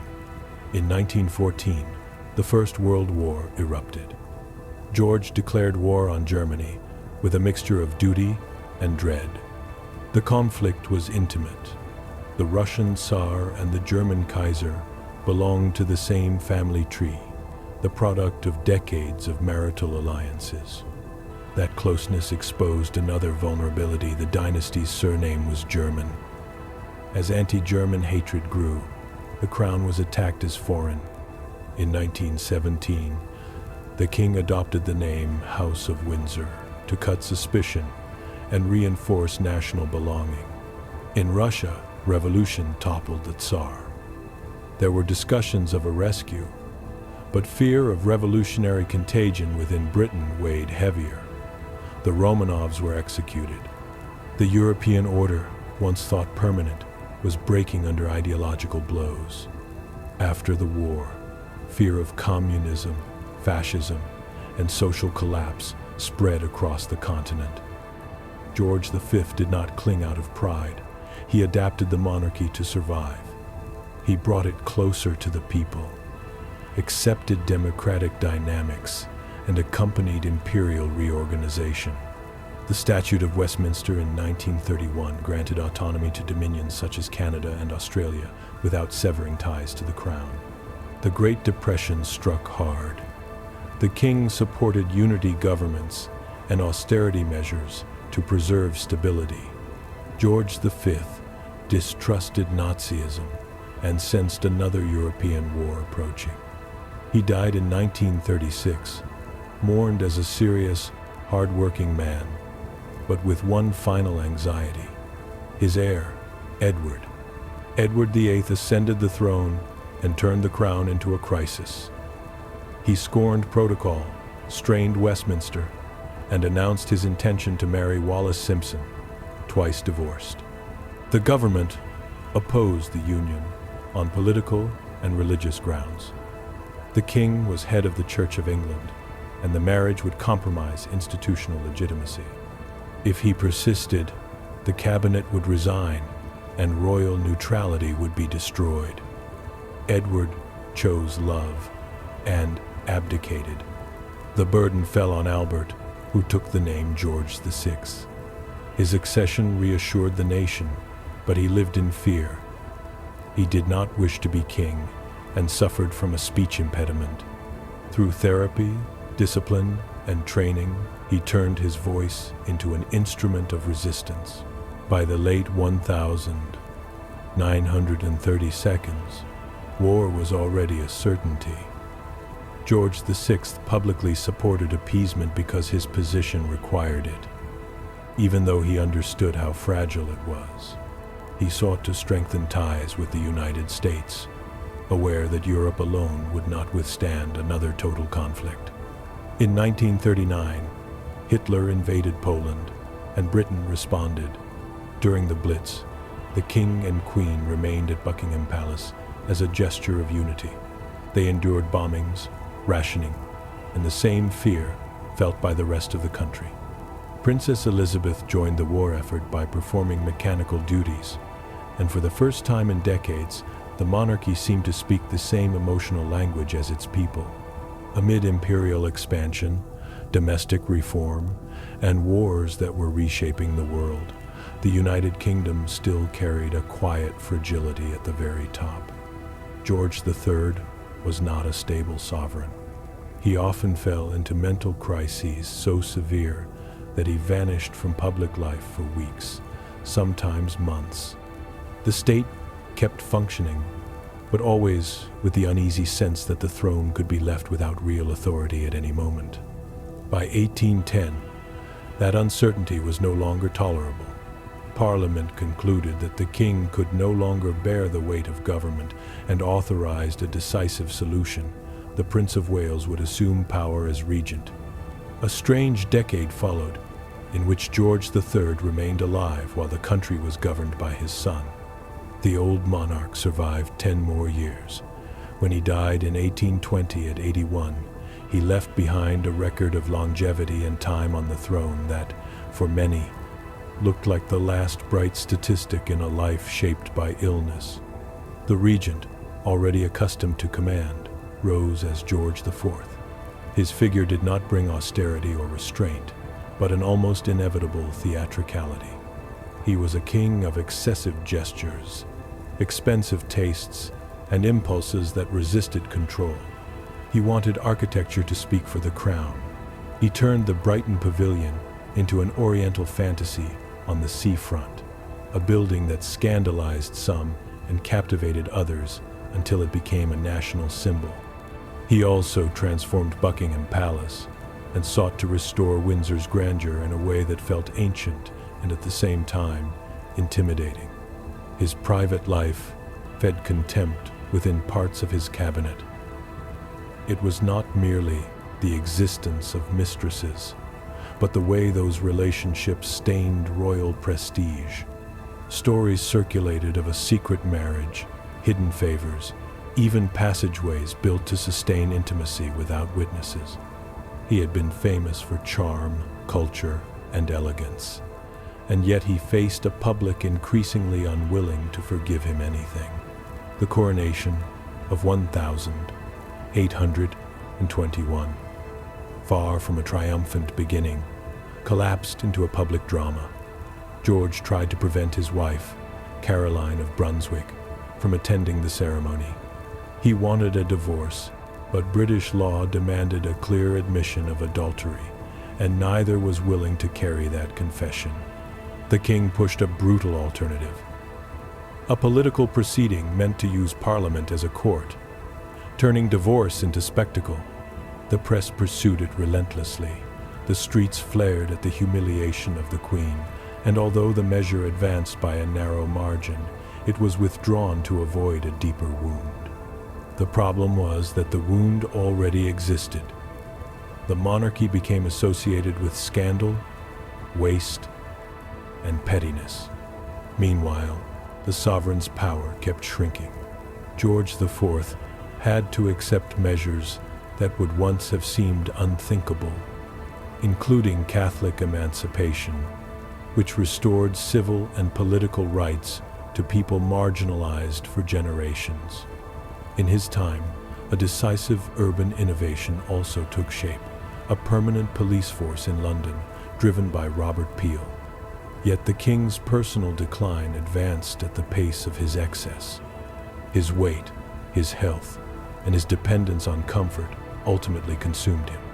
He died in 1830, surrounded by servants and ministers, leaving a reputation that even those closest to him scarcely tried to soften.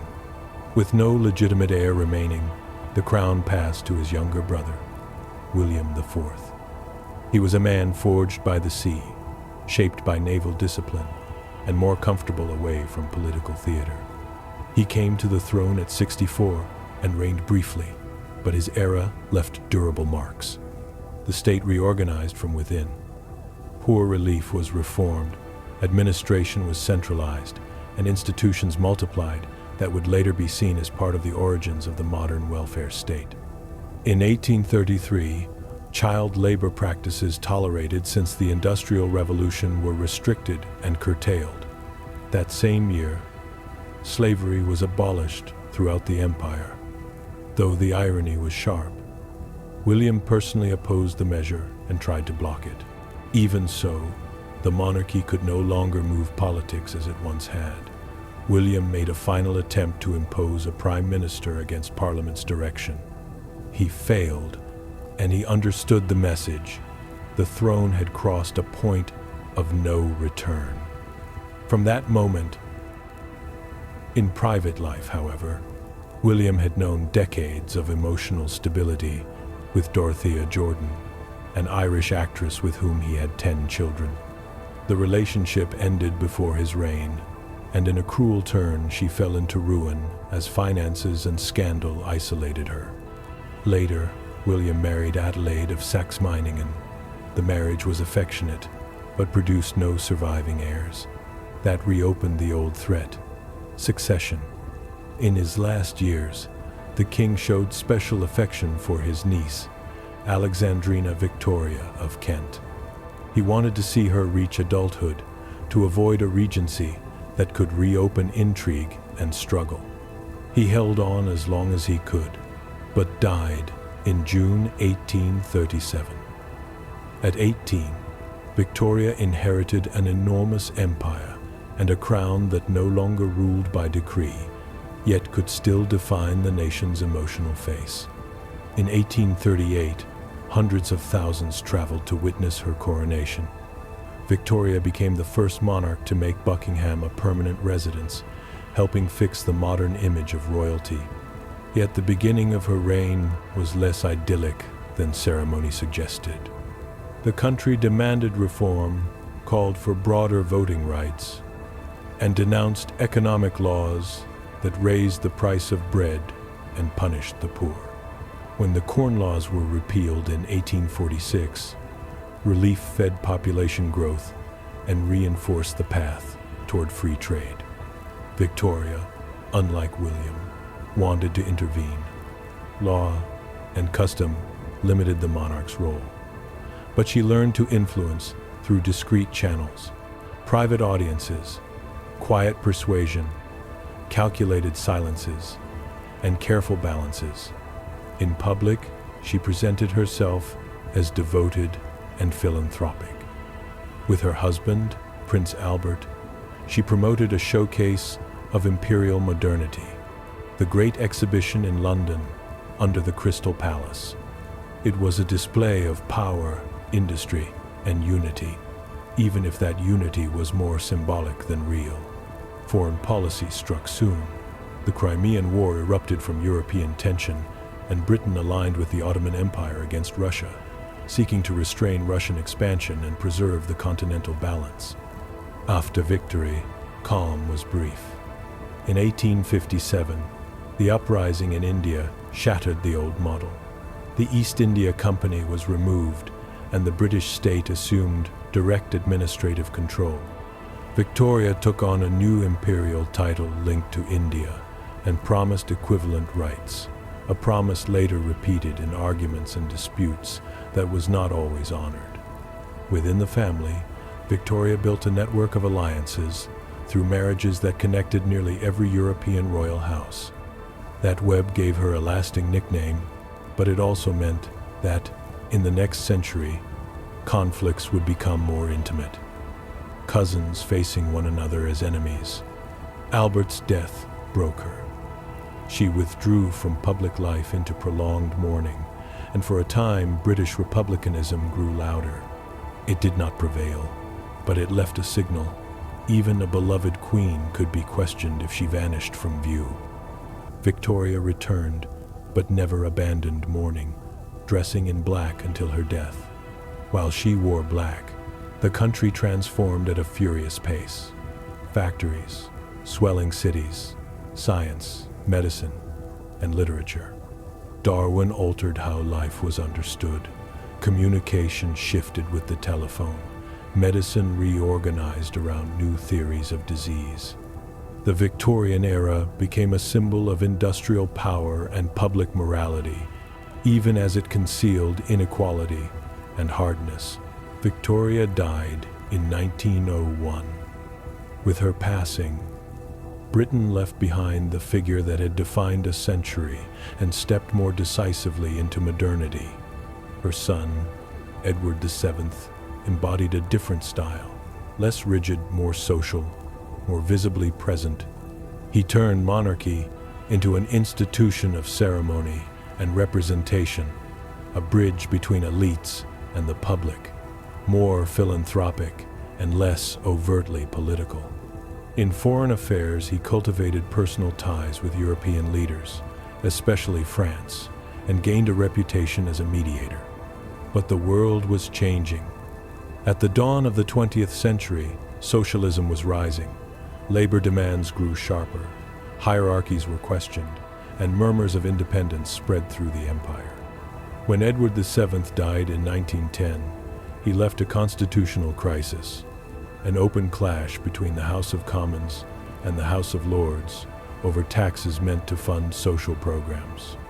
His son, George V, inherited both domestic tension and a planet drifting toward the abyss. George had not been raised to reign at first. His older brother was the heir, and George's early life was naval. The heir's sudden death pushed him to the center. He married his brother's fiancée, and, once on the throne, saw the constitutional conflict resolved through the 1911 Parliament Act, which entrenched the supremacy of the Commons. Yet no legislation could stop what was coming. In 1914, the First World War began. George declared war on Germany with a mixture of resignation and dread.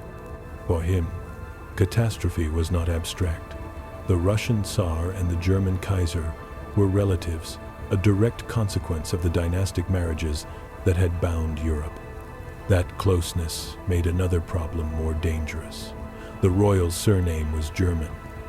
As anti-German hatred rose, the monarchy was attacked as foreign.